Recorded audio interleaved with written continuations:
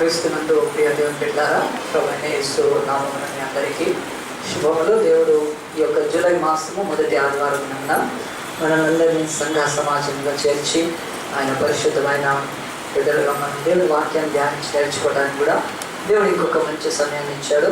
ఈరోజు దేవుని యొక్క వాక్యంలో మనము ఒక అంశాన్ని నేర్చుకోవాలని దేవుడు ఆయన మనకు అనేకమైన ఆధారాలతో తన పరిశుద్ధ వాక్యాన్ని స్పష్టంగా ఇస్తున్నాడు. కనుక మరి దేవుని యొక్క ప్రియ బిడ్డలుగా ఈ లోకంలో అందరము కూడా మనము ఒక గురి కలిగి ఉంటాం, ఏదో ఒక గురి కలిగి ఉంటాం. సో ఈ గురి లేకపోతే ఆ యొక్క డెస్టినీ మనం ఏదైతే టార్గెట్ పెట్టుకున్నామో అది ఎవరైనా లేకుండా ఉంటే మాత్రము వాళ్ళు ఈ భూమి మీద వాళ్ళు జీవితము వాళ్ళ మనుగడ చాలా వ్యర్థమైంది. కనుక ఎప్పుడైనా ఒక కుక్కను పిలిచి వాట్ ఈజ్ యువర్ టార్గెట్ అని అడిగితే ఏం చెప్తారు? కుక్క కాదు, ఏమి చెప్పదు. ఒక పశువుకి ఎలాంటి టార్గెట్ ఉండదు. అంటే పొద్దున్న లేస్తే తినాలి, కడుపు ఆకలి తీర్చుకోవాలి. కుక్క అయితే నలుగురిని కరవాలి, ఎద్దు అయితే నలుగురిని పొడవాలి, లేకపోతే పొలంతో పని చేయాలి. కనుక కోతి అయితే 4 చోట్ల ఎగరాలి. అంతే, వాటికి ఏమీ గురి అనేది ఉండదు. సో దాదాపుగా దేవుని బిడ్డలమైన మనం ఈ లోకంతో పాటు పోలిస్తే లోకంలో కూడా చాలామందికి ఏమీ టార్గెట్ ఉండదు. తినడము, పండుకోవడము, ఆ తర్వాత లేవడము, ఆ తర్వాత ఈ లోకంలో కొంతకాలం బతికేయడము, ఆ తర్వాత బతికి లోకం నుంచి వెళ్ళిపోవడం. సో ఇలాంటి ఒక గురి లేని బ్రతుకు అది సాతానుకు ఎరవుతుంది. సాతాను వాళ్ళను మరి ఎట్టే పరిస్థితుల్లో కూడా మరి వదిలిపెట్టకుండా నాశనం చేస్తారు. అయితే క్రైస్తవ బిడ్డలమైన మనము, దేవుణ్ణి నమ్మిన మనకు ఒక గురి ఉండాలి. సో ఈ లోకంలో అందరికీ ఏదో ఒక గురి. నేను ఉద్యోగం సంపాదించాలి, నేను పెళ్లి చేసుకోవాలి, పెళ్ళైన నాకు మరి బిడ్డలు కలగాలి, మరి నేను ఇల్లు కట్టాలనుకుంటున్నాను, మరి ఆ తర్వాత నేను ఒక సేవ చేయాలనుకుంటున్నాను, నేను మిలిటరీలోకి వెళ్ళాలనుకుంటున్నాను, నేను ఇంకొక పని ఇలా అందరికీ ఏదో ఒక గురి ఉంది. కొంతమందికి గురి ఏమిటంటే మరి నాకు పెళ్ళి అయింది కానీ ఒక్క పెళ్ళి కాదు, నేను ముందే చిన్నప్పుడే అనుకున్నాను 3 పెళ్ళి చేసుకుందామని చెప్పి చేసుకున్న దాన్ని అతను మోసం చేసి ఇంకో పెళ్ళి. ఇలా గురి, చెడ్డ గురి కూడా చాలా మందికి ఉంటాయి. కనుక మొన్న రీసెంట్గా మనం ఒక గురి చూసాం. ఏమిటనంటే 50 లక్షలు స్టార్టింగ్ ఇచ్చారు. ఆ గురి కొంచెం తప్పింది. అది కదా రేవంత్ రెడ్డి గారు తీసుకెళ్ళి ఒక గురితో వెళ్ళారు. ఏంటంటే ఒక ఓటు కొరకు 5 కోట్లు, ఒక్క ఓటుకి 5 కోట్లు పెట్టి ఇవ్వడానికి ప్రయత్నం చేయాలి. వాళ్ళకు ఒక గురి ఏంటంటే 5 కోట్లతో ఒక ఓటు వేపిస్తే మనకు ఇంకొక సీట్ వస్తుందని చెప్పి ఇలాగనే ఈ గురి కలిగి ఉంది. తప్పుడు గురిలు ఉన్నారు, పాపపు గురిలు, చెడు సంబంధమైన గురి కలిగి ఉన్నారు. సో ఇవన్నీ కూడా లోకంలో ఉంటుండగా దేవుడి బిడ్డలు ఈ లోకంతో పాటు వాళ్ళు గురి వద్దకు చేరుకోలేకపోతున్నారు, మనము గురి వద్దకు చేరుకోలేకపోతున్నాం. ఏంటి కారణం ఏంటి? లోకంలో వాళ్ళు గురిలోకి చేరుకోలేకపోతున్నారు అంటే వాళ్ళు పుణ్యక్షేత్రాలకు వెళ్ళి, లేకపోతే దేవాలయాలకు వెళ్ళి, ఆ తర్వాత దాన ధర్మాలు చేసి, నదుల్లో మునిగి ఒక గురి ఏమిటంటే పరలోక రాజ్యం చేరుకోవాలని, మోక్షం చేరుకోవాలని, నీతి రాజ్యంలోకి రావాలని, వాళ్ళ పాపాలు పరిహారం కావాలని, నెమ్మది, శాంతి, సమాధానం ఉండాలని, వాళ్ళు చేసే వ్యాపారాలు, వాళ్ళ యొక్క బ్రతుకులు వర్ధిల్లాలని చెప్పి, వాళ్ళ పార్టీ అయితే రాజకీయ పార్టీ అది చాలా అధికారంలోకి రావాలని ఇలా అనేకమైన చేపిస్తున్నారు. చాలా మంది యాగాలు చేపిస్తున్నారు, చండీ యాగం లాగా పెట్టి యాగాలు చేపిస్తున్నారు. కొంతమంది విపరీతంగా దేవాలయాలకు తీసుకెళ్లి డబ్బు ఇస్తూ పూజలు చేపిస్తున్నారు. ఇలాంటివన్నీ చేస్తే ఒక మనిషి తన గురి వద్దకు చేరుకోగలుగుతాడా? కాదండి, ఎట్టి పరిస్థితుల్లో కాదు. ఎందుకంటే అది మనల్ని మనము మోసం చేసుకోవడం. అయితే ప్రతి మనిషి కూడా ఒక గురి కలిగి ఉండాలి. ఆ గురిని చేరుకోవడానికి బైబిల్ చెప్తున్నా ఒక 3 పాయింట్లు నేను చెప్తాను. అంటే ఆ గురి వద్దకు ఎందుకు చేరుకోలేకపోతున్నామో బైబిల్ చెప్తుంది. మనందరం కూడా యెహోషువ గ్రంథం తీసి, యెహోషువ గ్రంథంలో 6-7 అధ్యాయాలలో ఏం జరిగిందో దేవుని యొక్క బిడ్డలకు, సండే స్కూల్ పిల్లలకు అందరికీ తెలుసు. ఇశ్రాయేలీయులు ఐగుప్తులో నుంచి వాళ్ళు బయలుదేరారు. ఎక్కడికి వెళ్ళాలి? వాళ్ళు పాలు తేనెలు ప్రవహించే వాగ్దాన దేశం వాళ్ళ యొక్క గురి. దేవుడు దాన్ని ఇస్తా అని చెప్పాడు, దాన్ని నమ్మారు, దాని వైపు అడుగులు వేశారు. వేస్తూ చాలా రాజ్యాన్ని జయించారు. జయించి దేవుని యొక్క వాక్యం చెప్తుంది. వాళ్ళు 6వ అధ్యాయంలో యెహోషువ గ్రంథము, అది బైబిల్లో 6th బుక్ కనుక మొదటి 5 కాండాల తర్వాత 6వ బుక్ యెహోషువ. ఆ యెహోషువ ఆ యొక్క పుస్తకంలో మరి ఇశ్రాయేలీయులు వాళ్ళు ప్రయాణికులు, బాటసారులు, వాళ్ళు ఒక దేశానికి వెళ్తున్నా, ఒక గమ్యానికి వెళ్తున్నా ప్రయాణికులు. వాళ్ళు యుద్ధము చేయడానికి కత్తులు, రథాలు, ఆ యొక్క గొప్ప ఆయుధాలు తీసుకొని బయలుదేరలేదు. వాళ్ళు పిల్ల పాపల్ని కట్టె, జోలే, గాడిద, మేక ఆడితో బయలుదేరారు. కానీ దేవుడు వాళ్ళు తోడుకున్నాడు కనుక పగలు మేఘస్తంభం, రాత్రి అగ్నిస్తంభంగా దేవుడు చెప్పాడు, మీరు ఏం భయపడద్దు, మీరు ఏ దేశం వైపు పెడితే ఆ దేశము గడగడలాడతారు, నన్ను బట్టి భయపడతారని చెప్పి దేవుడు సకల దేశస్తులను ఆనాడు వీళ్ళు బయటికి రాకముందే సకల ప్రపంచానికి దేవుడు మీడియాకు ఆనాడు ఒక న్యూస్ ఇచ్చాడు. ఏమిటంటే ఇశ్రాయేలీయులు అనే ఒక ప్రజలు, వాళ్ళు అన్ని ప్రజలకు భిన్నంగా ఉన్నారు, అందరి యొక్క సంస్కృతికి భిన్నంగా ఉన్నారు, అన్ని ఆచారాలకు భిన్నంగా ఉన్నారు, వేరుగా ఉన్నారు. వాళ్ళు నమ్మే దేవుడి పేరు యెహోవా. ఆ దేవుడికి బొమ్మ పెట్టారు. వాళ్ళు ఆ దేవుడిని వాళ్ళు పూజ చేసేటప్పుడు ఏ పటం పెట్టుకోరు. ఆ దేవుడిని ఆరాధించేటప్పుడు వాళ్ళు ఎలాంటి మనం చేసే ఆచారాలు చెయ్యరు. ఓహో, మరియు దేవుడు అంటే ఎట్లా అంటే వాళ్ళ ఆత్మ ద్వారా నమ్ముతారు అంతే. ఏ పటం, బొమ్మ, విగ్రహం ఏమీ ఉండదు. పశువుని కానీ, గొర్రెని కానీ, మేకను కానీ, లేకపోతే ఆకాశంలో ఉండే సూర్యుడిని కానీ, నదిని కానీ దేని మొక్కరు వాళ్ళు. మరి అలా మొక్కని వాళ్ళు అంత గొప్ప దేవుడు, అలా దేవుడు ఏం దేవుడు? వాళ్ళు బానిసలుగా బతుకుతున్నారు కదా అంటే అవును, బానిసలుగా బతుకుతున్నారు, దేవుడు చిత్తం. కానీ ఇప్పుడు వాళ్ళు బానిసలకు దేవుడు స్వతంత్రాన్ని ఇచ్చి ఒక దేశాన్ని ఇవ్వబోతున్నాడు. వారి జోలికి ఎవరు వెళ్ళకుండా ఆనాడు ప్రపంచంలో అతిపెద్ద దేశము, అగ్రరాజ్యంగా ఉన్న ఐగుప్తును దేవుడు తుక్కు కిందగా తీర్చుకొట్టాడు. అప్పుడు భయపడిపోయాడు. వాళ్ళ దగ్గర ఒక నాయకుడు ఉన్నాడు, మోషే. ఆయన కర్ర జాపితే చాలు ఐగుప్తు ఉన్న మీద వాతావరణాన్ని శాసిస్తున్నాడు. ఆయన ఓల్ ఈవెన్ వెదర్ ఆయన చేతిలో ఉంది. అంత కంట్రోల్గా వెళ్తున్నాడు ఆయన, ఏమంటే అది అవుతుందని చెప్పి. అలాంటి మనుషులు, అలాంటి నాయకుడు, అలాంటి ప్రజలు మా దేశం మీదకి వస్తే మేమేమైపోతాం? చచ్చిపోతామని చెప్పి గడగడలాడిపోయారు. వీళ్ళు ఎక్కుబెట్టారు, వాళ్ళు బాణం పట్టుకోరు, వాళ్ళు గద తీసుకోరు, లేకపోతే ఈటె బల్లెం తీసుకోరు, వాళ్ళ దగ్గర ఏ రథం కూడా లేదు. కానీ సైన్యములకు అధిపతి అయిన యెహోవా అనే దేవుడు వాళ్ళల్లో ఉన్నాడు. చెప్పండి కొడదామా అండి? చాలాసార్లు మాట మీరు వాడతారు. నేను కూడా ప్రార్థన చేసేటప్పుడు, నేను ప్రార్థన మొదలు పెడితే నేను అది మొదలు పెట్టాను, సైన్యములకు అధిపతి అని యెహోవా మా దేవ అని నేను మొదలు పెడతాను. సైన్యాలు ఎక్కడున్నాయి ఆయనకు? అదిగో చూపిస్తున్నాడు. ఈ బానిస ప్రజల్లాగా ఉన్నారే, వీళ్ళ దగ్గర ఏమీ లేవు, కానీ వాళ్ళకు ఒక దేవుడు ఉన్నాడు, సైన్యములకు అధిపతి. భూమి మీద ఎంతమంది ఉన్నారండి ఇప్పుడు జనాలు? కనీసం చదువుకున్న వాళ్ళకైనా ఎవరికైనా తెలియదు. 700 కోట్లు. దాంట్లో మన ఇండియాలో ఎంతమంది ఉన్నారు? 121 కోట్లు. అంటే మొత్తం ప్రపంచ జనాభా 251 దేశాల్లో 700 కోట్లు అయితే దేవుడి దగ్గర దీనికి 3 రెట్లు 2100 కోట్ల దేవదూతలే మినిమం ఉన్నారు ఆయన దగ్గర, సామాన్య దూతలు. అంటే ఆ దూతలలో మరి ఎంత మంది ఆ యొక్క సైన్యాలు ఆయన దగ్గర, సహస్ర సైన్యాలు, 1000 కోట్ల సైన్యాలు ఆయన దగ్గర ఉన్నాయి. ఆయన కదిలితే మరి అంతమంది సైన్యంతో రాగలుగుతారు. కనుక ఆయనకు ఆ పేరు వచ్చింది, సైన్యములకు అధిపతి అని చెప్పి. మిఖాయేలు, ఉరియేలు, రఫాయేలు, గబ్రియేలు దూతలంతా ఉన్నారు ఆయన. సెరూపులు, కెరాబులు, ఇలాంటి దూతలు వాళ్ళు అదృశ్యులు, వాళ్ళు ఎవ్వరు కనపడరు. వాళ్ళు మనలాగా ఇలాగున రక్త మాంసంలో లేరు కనుక వాళ్ళు కనపడరు, కంటికి కనపడరు. సో ఈ భౌతిక నేత్రానికి కనపడరు. అలాంటి శక్తివంతులైన ఆ యొక్క దేవదూతులతో ఉండే దేవుడు వీళ్ళతో కదులుతున్నాడు కనుక రాజ్యాలు గడగడలాడిపోయినాయి. అలాంటి రాజ్యము వాళ్ళు బయలుదేరి బయటకు వచ్చేసారు ఐగుప్తుల నుంచి. ఎరుకో అనే ఒక పెద్ద పట్టణం ఉంది, ఆ పట్టణం మీదకి వెళ్ళారు. దేవుడు యొక్క నాయకుడు అన్నాడు, యెహోషువ అన్నాడు, మోషే కాదు యెహోషువ అన్నాడు, దేవా ఈ పట్టణం వాళ్ళు బయటకు వస్తే మేము వాళ్ళు బయటికి రారు, ఇప్పటికే వాళ్ళు గుండె అవిసిపోయి ఉన్నారు, భయపడుతున్నారు. మీరు ఒక పని చేయండి, ఆ పట్టణానికి మీద రాయేయద్దు, ఆ పట్టణం మీద నువ్వు ఒక చిన్న ఈట కానీ లేకపోతే ఒక బాణం కూడా ఏం అవసరం లేదు, నేను ఆ పట్టణాన్ని మీ చేతికి అప్పు చెప్తున్నానంటే. మరి ఎట్లా అప్పు చెబుతాం ప్రభు అంటే, ఏం లేదు, దాని చుట్టూ 6 రోజులు తిరగండి అన్నారు. మౌనంగా రౌండ్ కొట్టండి అన్నారు.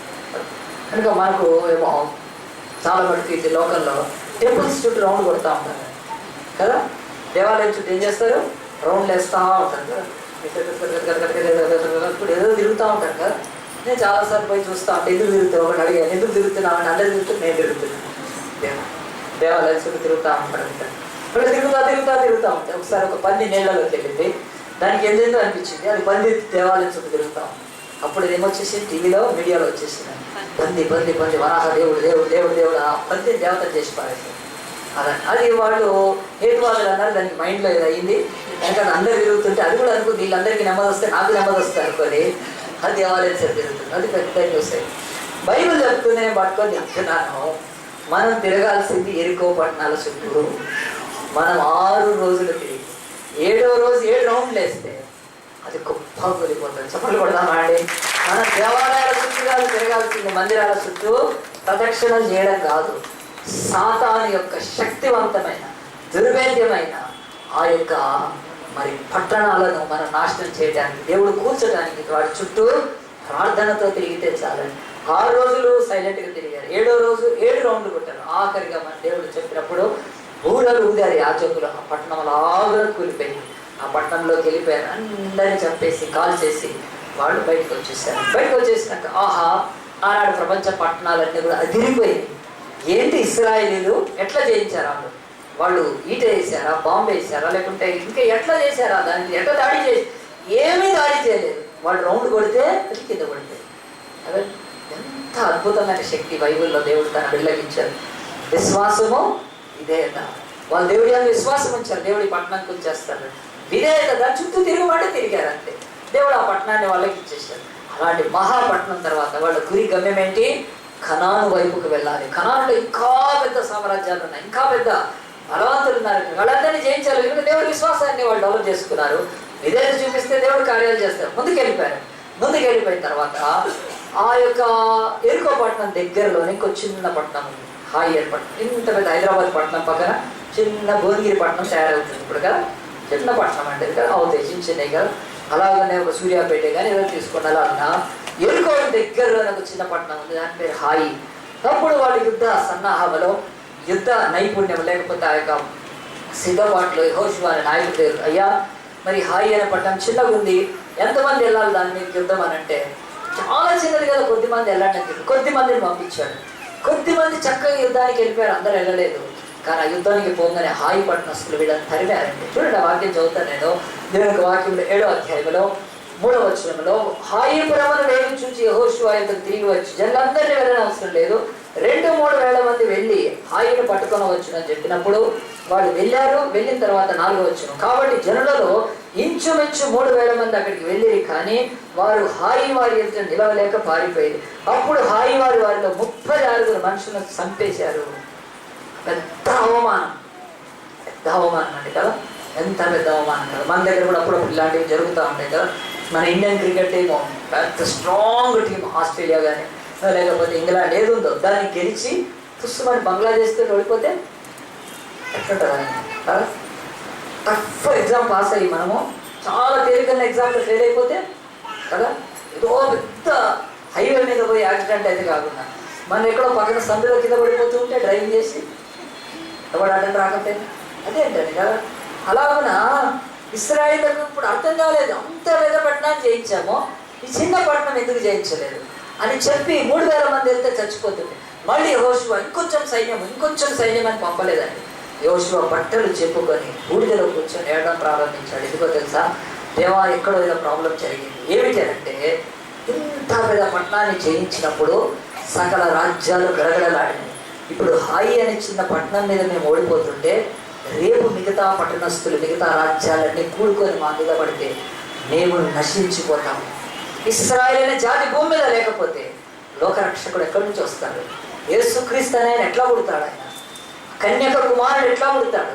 స్త్రీకి పుట్టినవాడే కదా ఆ యొక్క సాతాను జయించవలసిన వాడు, యూదుల్లో నుంచే రావాలని ప్రవచనం చెప్తాడు అని చెప్పి యెహోషువ చాలా బాధపడి ఏడుస్తూ ప్రార్థన చేస్తుంది. దేవుడు అన్నాడు, ఏడ్చింది చాలు అన్నాడు. చాలాసార్లు మనల్తో అదే అంటాడు, ఏడ్చింది చాలు, కానీ ఏడు పాపం అంటాడు. ఎందుకంటే ఏడుపులో ఏం తెలుస్తుందంటే, మనం ఎక్కువ ఏడిస్తే ఏం తెలుస్తుందంటే విచక్షణ పోతుంది కదా. ఏడుస్తూ ఉంటే ఏం పోతుంది? జ్ఞానం పోతుంది. ఎక్కువ ఏడవద్దు, అందు గురించి గుర్తుపెట్టుకోండి. ఎందుకంటే మైండ్ డల్ అయిపోద్ది. ఏడుస్తూ ఉంటే మనసు చాలా భారం అయిపోద్ది, కుండిపోద్ది, మనకున్న ఫ్యాకల్టీస్ ఏమీ పనిచేయవు. కనుక ఎక్కువ ఏడవద్దు.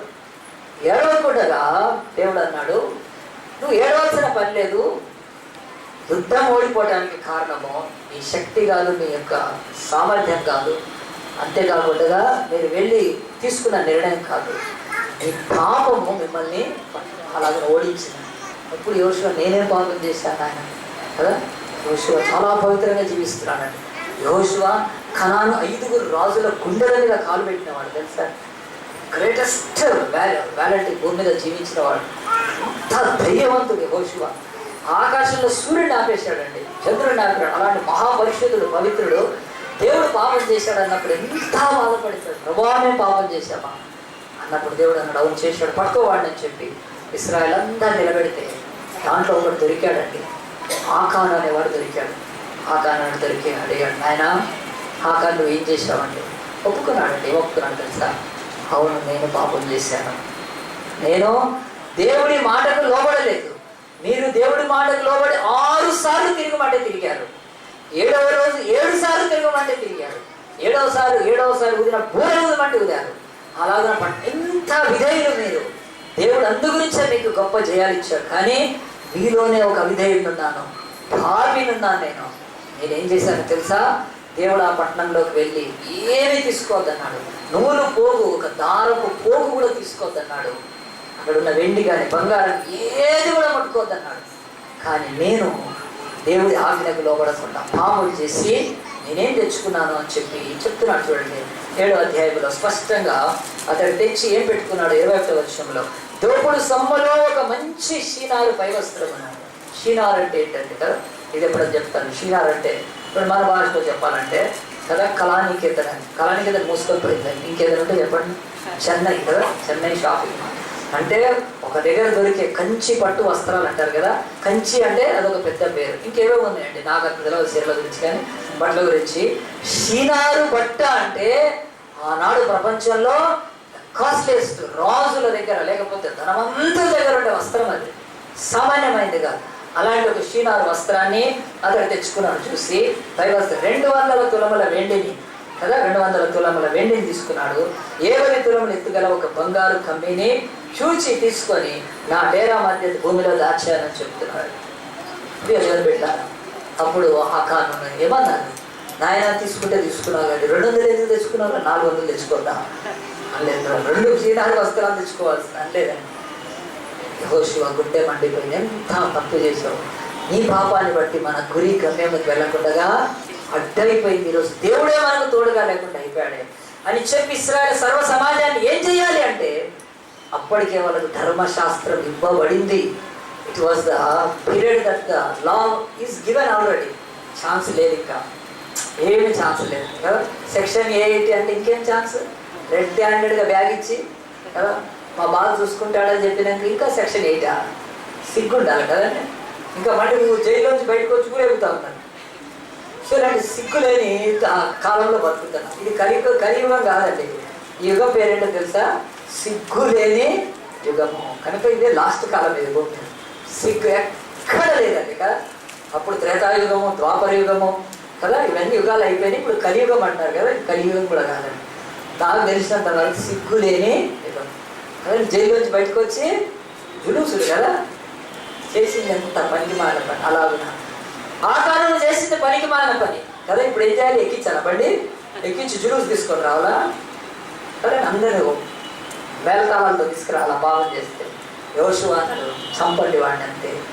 రాళ్ళు పెట్టి చంపండి అతన్ని, అతని భార్యని, అతని పిల్లల్ని, గొర్రెలను, గాడిదలను, అతనికి ఉన్న పశువుల్ని రాళ్ళు పెట్టి అట్లా పడుతుంటే చచ్చిపోయారు. దాని మీద పెద్ద రాళ్ళకు ఒప్పేశారు. ఆకోరు లోయ. ఆనాడు యెహోవా మరులు కొన్నాడని బైబిల్లో చూడండి ఎంత స్పష్టంగా ఉంటుంది. దేవుని యొక్క వాక్యము 26వ వచనం, వాడిని రాళ్ళతో కొట్టిన తర్వాత అగ్ని చేత వాడిని కాల్చి పెద్ద కుప్ప వేసినది నేటి వరకు. అప్పుడు యెహోవా కోపోద్రేకము విడిచిన వాడై మళ్ళు కొనెను. దేవుడు అప్పుడు ఆయన వదిలిపెట్టాడని బైబిల్ చెప్తుంది. దేవుని బిడ్డలారా ఆలోచించండి. గురి వద్దకు వెళ్ళాలంటే, గమ్యానికి వెళ్ళాలంటే బైబిల్ ఏం చెప్తుందంటే మన జీవితాలలో నియమాన్ని పాటించాలి. ఆ వాక్యం ఎక్కడుందో చెప్తాను. 2వ తిమోతి 2వ అధ్యాయము 5వ వచనంలో ఒక మాట చెప్తుంది. ఇది ఫస్ట్ బైబిల్ యొక్క పాయింట్కి రెఫరెన్స్ కనుక గుర్తుపెట్టుకోండి.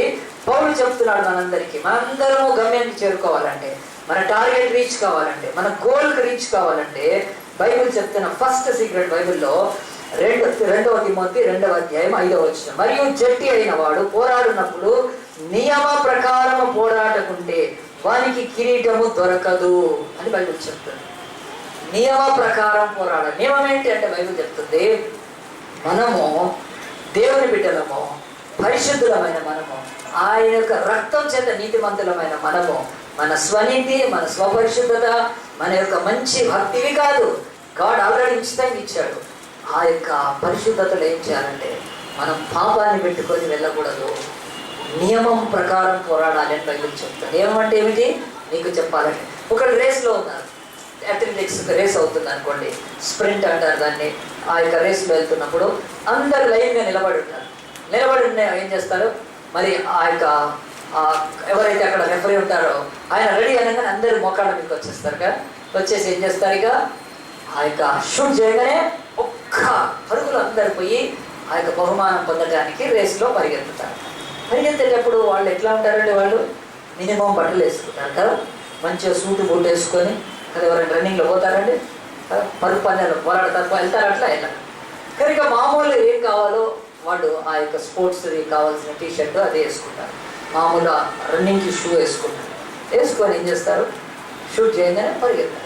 అలా ఎవరైనా ఉన్నప్పుడు దాంట్లో ఒక 8 మంది 10 మంది ఒకటి నెత్తి మీద పెద్ద బుట్ట పెట్టుకొని, ఆడు కూడా ఒక పుట్ట చేతితో పట్టుకొని రెడీ అంటే పరిగెత్తి ఏమవుతుంది, గెలుస్తాడా అంటే వాడి నెత్తి మీద ఏమవుతుంది, బరువు ఉంది. ఆ బరువు పెట్టుకొని వాడు బరువులో పరిగెత్తగలుగుతాడా? అది చెప్తున్నాడు ఇక్కడ పౌలు. తెలుసా, మీరు నియమం ప్రకారం పోరాడకపోతే మీరు పరుగులో అంటే మీరు క్రైస్తవ బిడ్డలు, దేవుని బిడ్డలు పాపం అనే భారముతో గురికి చేరుకోలేరు. మీ బ్రతుకులో పాపము ఉన్నంత వరకు అది గురికి చేరనివ్వదు. అది భారం, అది పాప భారం అన్నారంటే కదా. పాప భారం మనిషికి అత్యున్నతమైన భారం.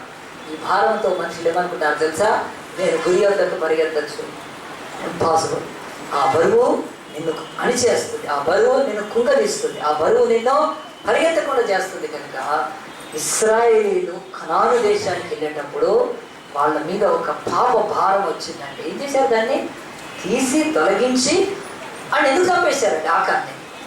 వాడు చంపకపోతే ఒకటి ఏంటంటే వాడు ఇంకో చోటు ఇలాంటిదే పనిచేస్తాడు. వాడిని చంపకుండా వదిలిపెట్టేస్తే వాడు ఏం చేస్తాడు, వేరే వాళ్ళకి నేర్పిస్తాడు ఎట్లా కొట్టేయాలి, ఎట్లా చేయాలి. సో ఈరోజు భూమి మీద అదే ప్రాబ్లం అండి. ఒక క్రిస్టియన్ సరిగ్గా జీవించి తన పాప భారాన్ని వదులుకోకపోతే ఇదే పర్వాలేదు ఎట్లా నడవచ్చు అని చెప్పి వేరేలోకి కూడా పాపాన్ని నేర్పించి చాలా ప్రమాదాన్ని తీసుకొస్తాడు చర్చిలోకి. కనుక దేవుడు ఒకటి చెప్తున్నాడు, గురి వద్దకు పరిగెత్తాలంటే ఫస్ట్ పాప భారాన్ని మనము తెచ్చివేయాలి. పాప భారాన్ని వదులుకొని, పాప భారం ఎట్లా పోతుంది, మనం పాప భారం పోవాలంటే డబ్బులు ఇస్తే పోతుందా కదండి, కొబ్బరికాయలు ఇస్తే కదా, మేకలు ఇస్తే, కోళ్ళు ఇస్తే కదా. ఇప్పుడు సమ్మక్క సారక జాతరకి వెళ్తే ఎదురు కోళ్ళు బెల్లం తీసుకొని వెళ్ళాలి కదా, బెల్లం తీసుకొని వెళ్తే, లేకపోతే కోళ్ళు ఇస్తే పాపం పోతుందా కదా. చర్చికి వచ్చి డొనేషన్లు ఇస్తే పోతుందా, పాపం పోదు, ఎక్కడ పోదు.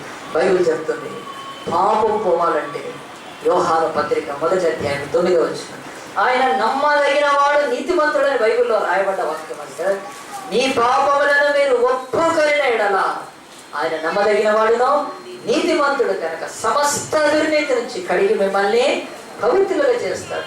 యేసు ప్రభువు నమ్మదగిన వాడని మాట స్టాంప్ వేసి ఇచ్చాడండి అక్కడ పాపాల విషయం వచ్చినప్పుడు. ఎక్కడ లేదు అలాగా, చాలా రకరకాలుగా ఉన్నా నీ పాపం విషయమై ఆయన గ్యారెంటీ కదా. మనం వెళ్తే గోల్డ్ అడుగుతాం కదా, గోల్డ్ గ్యారెంటీ 24 22 క్యారెటా కదా, ఇంకేం మార్క్ ఉండాలి దాని మీద, హాల్ మార్క్ ఉందా, అన్నీ చూసుకొని కదా. గోల్డ్ ఇంటర్ చూసినట్టు తెచ్చుకుంటాను. ఎంత స్టాంపింగ్ అవసరం కదా. ఈరోజు ఒక పిల్లని తీసుకుపోయి పిల్లోడికి ఇవ్వాలంటే పిల్లోడు మంచోడేనా అని ఎంత సంబంధం చూసిస్తారండి. గ్యారెంటీ ఉందా, పిల్లోడికి మంచి గుణాలు ఉన్నాయా, పిల్లోడు మంచి టైంకి వస్తాడా, ఉద్యోగం చేస్తున్నాడా, ఇన్ని అడిగి గ్యారెంటీ అంటే పిల్లని ఇస్తారు. ఇన్నింటిలో గ్యారెంటీ కావాలి మనకు కదా. రంగు వేసుకునేటప్పుడు గ్యారెంటీ వేసుకోవచ్చు రంగు కదా. ఆయిల్ తీసుకున్నప్పుడు గ్యారెంటీనా, పోతే మొత్తం ఒక్క ఇంటికి కూడా పోతుందా. ఇన్ని గ్యారెంటీలు పొందుతున్నారండి. ఎప్పుడైనా బైబిల్లో కొంచెం శ్రద్ధగా చదివితే ఆయన నమ్మదగిన వాడు నీతిమంతుడని ఈ వాక్యంలో రాశాడని. ఈ పాపాల విషయంలో నేను నమ్మదగిన వాడని, నేను నీతిమంతుడు, నిశ్చయంగా మీ పాపాలు క్షమించి మీరు మారుమనసు పొంది ఆ పాప భారాన్ని తీసివేస్తాను, మీరు సులువుగా ఆ యొక్క పరుగు పందెంలో పరిగెత్తి నీ గమ్యాన్ని చేర్చుకోవాలని చెప్తుండగా మనం మొదటి దేవుని వాక్యంలో నేర్చుకుంటున్నాము. ఆకాను పాపము గురికి అడ్డుగా ఉన్నప్పుడు దాన్ని తీసివేస్తే నేను వాళ్ళు కణానికి వెళ్ళగలిగారు. ఈరోజు నీ లైఫ్లో ఏంటి గురి, ఆ గురి అంతకు వెళ్ళాలంటే ఏ పాపం నేను పట్టుకుంటాను. పాపం అంటే చాలామంది ఏమనుకుంటారండి, పాపం అంటే తినడము, అలాంటి ఆ యొక్క చెడుకు తిరగడము, తాగడము, వ్యభిచారం చేయడం, దొంగతనం చేయడం, లంచాలు తీసుకోవడం, ఇవన్నీ పాపాలు గురించి. నేను ఇవన్నీ ఏమీ చేయట్లేదు, నేను చాలా బాగున్నాను, పొద్దున్న లేచి పొడబెట్టుకొని మంచిగా వస్తూ ఉంటాను పరిశుద్ధంగా కదా. అందరూ అంతే అనుకుంటున్నారండి, పాపం అంటే ఇంకవే, ఇంకేమీ లేదు. బైబిల్ అంటే చెప్పట్లేదు. ఆజ్ఞాతిక్రమము పాపము. ఏ ఆజ్ఞను అతిక్రమించినా పాపం. సకల దుర్నీతి పాపం. ఈ లోకంలో నీతి కానీ దేవుడి నీతి కానిదంతా పాపం. మూడో బైబిల్ చెప్తున్నది విశ్వాస మూలము కానిది పాపం. నువ్వేది విశ్వాసం ఉంచట్లేదు దేవుడిని అడుగుతాం కనుక అది పాపం అవుతుంది. ఇంకా అన్ని పనులు. తర్వాత బైబిల్ అంటుంది మేలైనది ఎరిగండి అలాగే చేయకపోతే అది పాపం. అంటే బైబిల్లో చెప్తున్న పాపము ఈ 4 చోట్ల ఏమీ లేదే. విచారం, దొంగతనం, లంచాలు కాదు. బైబిల్ చెప్తుంది, మన మనస్సాక్షి చెప్తుంది పాపం కరెక్ట్. ప్రియ దేవుని బిడ్డ, ఇదే బైబిల్లో సంఖ్యాకాండం 12వ అధ్యాయంలో ఉంటుంది. నేను తీయనక్కర్లేదు కానీ చెప్తాను వినండి. మోషే ఇశ్రాయేలు 30 లక్షల మంది నడిపిస్తున్నప్పుడు దేవుడు ఒక చోట అన్నాడు నీళ్లు లేవు నీళ్లు లేవు నీళ్ళు లేవు అని దప్పికతో వాళ్ళు బాధపడుతున్నప్పుడు దేవుడు మోషే వెళ్ళి ప్రార్థన చేస్తే, మోషే నీకు ఎదురుగా ఒక రాయి ఉంది, ఆ రాయికి లోకి నేను వస్తాను, నువ్వు మాట్లాడు. ఓ రాయి నువ్వు నీళ్ళి, ఓ రాయి మా అందరికి నీళ్ళి అని అనాలి. నువ్వు దేవుడు ఆ నీళ్ళు ఇయ్యి అని అన్నాడు. ఆ రాయితో మాట్లాడాలన్నాడు. సరే అని చెప్పి పోయాడు. పోయినాక ఏమైపోయిందంటే ఇశ్రాయేలు అందరూ వచ్చారు. వచ్చి అందరూ ఆ రాయి దగ్గర దప్పికతో ఉన్నప్పుడు ఆ తర్వాత వాళ్ళందరినీ చూడగానే ఏమైందంటే మోషేకి సర్వమంది. ఎందుకంటే వాళ్ళు చాలా ఇరిటేట్ చేస్తారు కదా. కొంతమందిని చూస్తే మనకి ఎట్లా ఉంటుందండి, చీమలు జరులు బాకినట్టు. ఎందుకంటే అసలు చాలే ఆ మొహం ఏంటి అట్లా అంటారు కదా. ఇసుకు కొంతమందిని చూస్తేనే ఎంత చిరాకు పుడుతుందంటే ఎప్పుడు దేవుడు తీసుకుపోతాడు నన్ను అంటారు కదా. అది చూడలే ఆ చిరాకు ఎక్కువైతే మోషే కూడా పాపం అట్లా చిరాకు ఎక్కువైపోయింది తెలుసా అండి. వాళ్ళందరూ నిలబడి అంటారు ఒరే ద్రోహులారా మేము మీ కొరకు నీళ్లు తెప్పించాలా అని. ఆయన బీపీ కంట్రోల్ కాలేదు. ఎందుకంటే ఎవడు ఎంత నుంచి ఏ కాంప్లైంట్ చేసాడో తెలియదు. అది లేదు బైబుల్లో. ఏదో అని ఉంటాడు ఎవడో ఒకడు, నా నీళ్ళు వస్తాయా పంటలో చదివి ఏదో ఒకటి దరిద్రపు మాట మాట్లాడుంటాడు. ఇక కోపం వచ్చి ఏం చేశాడంటే కర్ర తీసుకుని ఆ రాయిని కొట్టాడు. కొట్టగానే జల నీళ్లు వచ్చేసినాయి. అందరూ నీళ్ళు తాగారు. ఆహా దేవుడు అరణ్యములో బండలో నుంచి మధురమైన జలం మనం వాడే హల్లెలూయా స్తుతి నయం పాటలు. ఆ నీళ్ళంతా తాగి వెళ్ళిపోయినాక దేవుడు మోషేని పిలిచాడు. మోషే ఎంత పాపం చేశాడు, నా జల్లు నన్ను కనపరచలేదు, నా మాట వినలేదు. నీవు గమ్యానికి చేరవు, నువ్వు కనానుకు వెళ్ళావు. చిన్న తప్పండి. రాయిని కదా, మనిషిని కొట్టలేదు కదా. తీసుకెళ్ళాడు తలకాయ పాలు కొట్టాడు. ఆ యొక్క మోషే కొట్టాడంటే ఎవరినైనా అది ఎవడైతే గురుగుతున్నాడో వాడిని నెత్తినేసి గట్టి కొట్టాడా? కొట్టాడు కదా. రాయిని కొట్టాడు. రాయిని కొడితే దానికి ఏమి నొప్పి కదా. రాయిని కొట్టినంత మాత్రాన, మాట వినంత మాత్రాన గమ్యము కనానికి వెళ్ళలేకపోయాడు. మోషే ఇక్కడే చచ్చిపోవాలి, ఓ కనానుడు చూస్తావు తప్ప వెళ్ళవని చెప్పి లేవో కొండ మీద ఆయన లాగున ప్రాణం వదిలేస్తాడు. సావిక్కడ నువ్వు అన్నాడంటే లైఫ్ ఇట్లా స్విచ్ ఆఫ్ చేసినాడు. మోషే శవం కూడా దొరకలేదు ఎవరికి, దేవుడు దాచిపెట్టేసాడు. ఎందుకు చెప్తున్నానంటే పాపము అంటే మన విషయంలో త్రాగుడు, దొంగతనం, వ్యభిచారం, విగ్రహారాధన ఇంకా ఏదైనా. కానీ దేవుని బిడ్డల విషయంలో మాట వినకపోతే పాపం అంటే జస్ట్ మాట వినకపోయినప్పుడు. ఇదే బైబిల్ చెప్తుంది, సమూయేలును ఒక ఆయన రాజులను అభిషేకించిన ఆయన ఏమంటాడో తెలుసా అండి, నా జనుల నిమిత్తం ప్రార్థన చేయకపోతే అది నాకు పాపం అవును కాక. ప్రార్థన చేయకపోతే పాపం. ఆలోచించండి, దేవుడు మనకి 24 గంటలు ఇస్తున్నాడు. 2 నిమిషాల 4 సెకండ్ బైబిల్ చదువుతున్నామా? ఆలోచించండి, అది పాపం. అది మనకి దేవుడు వాక్యం చెప్తుంది. ప్రార్థన చేయకపోతే, దేవుని వాక్యం ధ్యానించకపోతే, నోరు తెలిసి సాక్ష్యం చెప్పి, ఇవి కూడా పాపాలే. ఏ పాపమైనా నేనేం చేస్తుందంటే గురి యొద్దకు చేరనీయకుండా చేస్తుంది. ఏ పోరాటంలో ఉండే ఏ శక్తి అయినా సరే నియమ ప్రకారం పోరాడాలి. పాపం మీద పెట్టుకొని పోరాడకూడదు. మన పాపంతో కాంట్ రీచ్ గోల్ అని చెప్తుంది. టార్గెట్ దగ్గరికి వెళ్ళలేమో. బైబిల్ యొక్క వాక్యము ఈరోజు నీకు ఏదైనా టార్గెట్ ఉందా ప్రశ్నించుకోవాలి. ఆ టార్గెట్కి ఏది అడ్డు తెలుసా అండి? ఫైనాన్సెస్ అడ్డు కాదు, గుర్తుపెట్టుకోండి. మీ అమ్మ నాన్న అడ్డు కాదు, గుర్తుపెట్టుకోండి. లోకంలో బీజేపీ కాదు, ఇంకెవడో అడ్డు కాదు, క్రైస్తవులు. ఎవరు తెలుసు అంటే నీ పాపమే. నీ పాపము నిన్ను గురి వద్దకు వెళ్లకుండా చేస్తుంది. ఇశ్రాయేలీయుల ఆకాను పాపము, అది ఆకూరులో అయితే ఆగిపోయింది, ఎంత సరిపోయి ముందుకు వెళ్ళగలిగారు.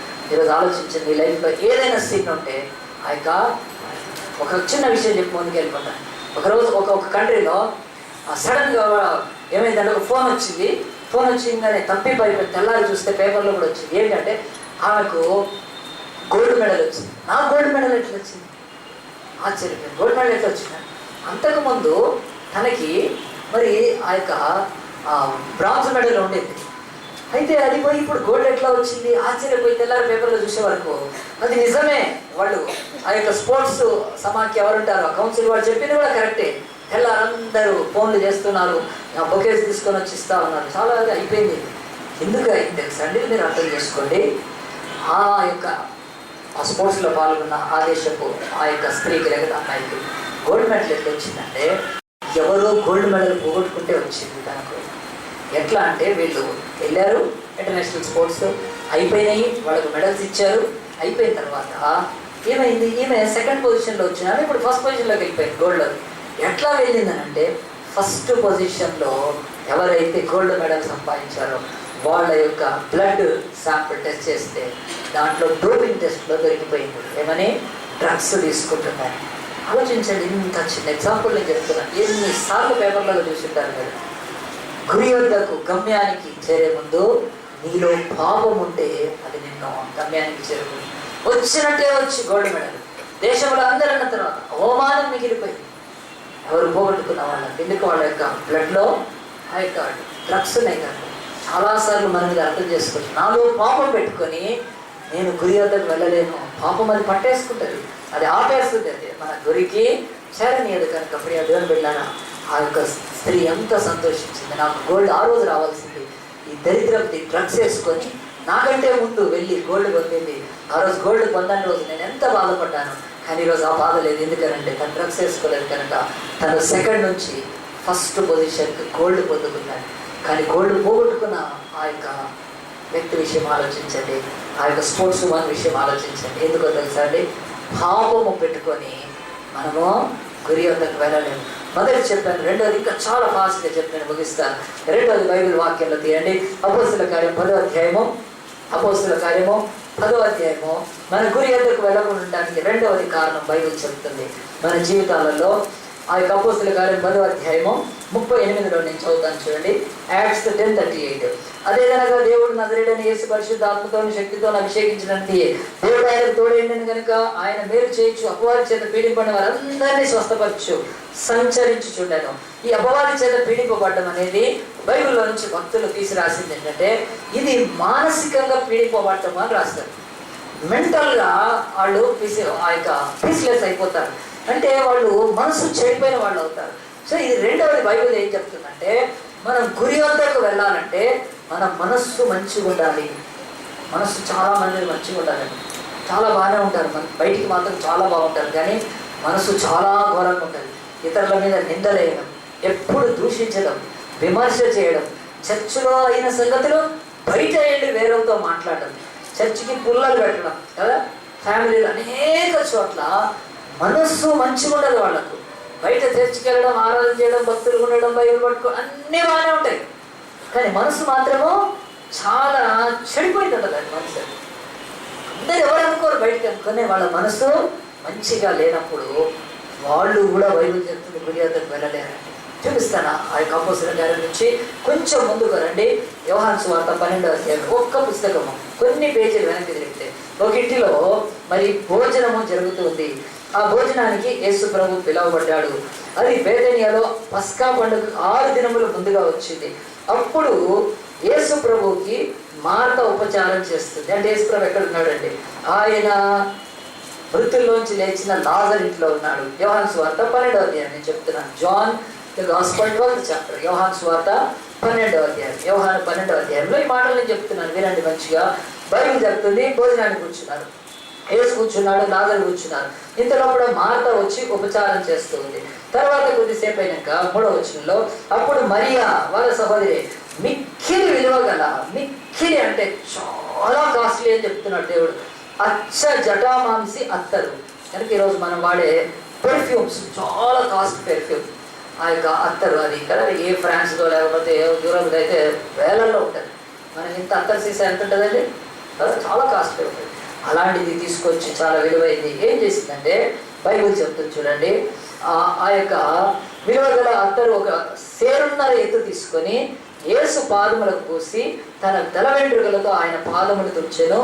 ఇల్లు ఆ అత్తరు వాసనతో నిండాను. అందరం ఒకసారి చప్పట్లు కొడదామండి.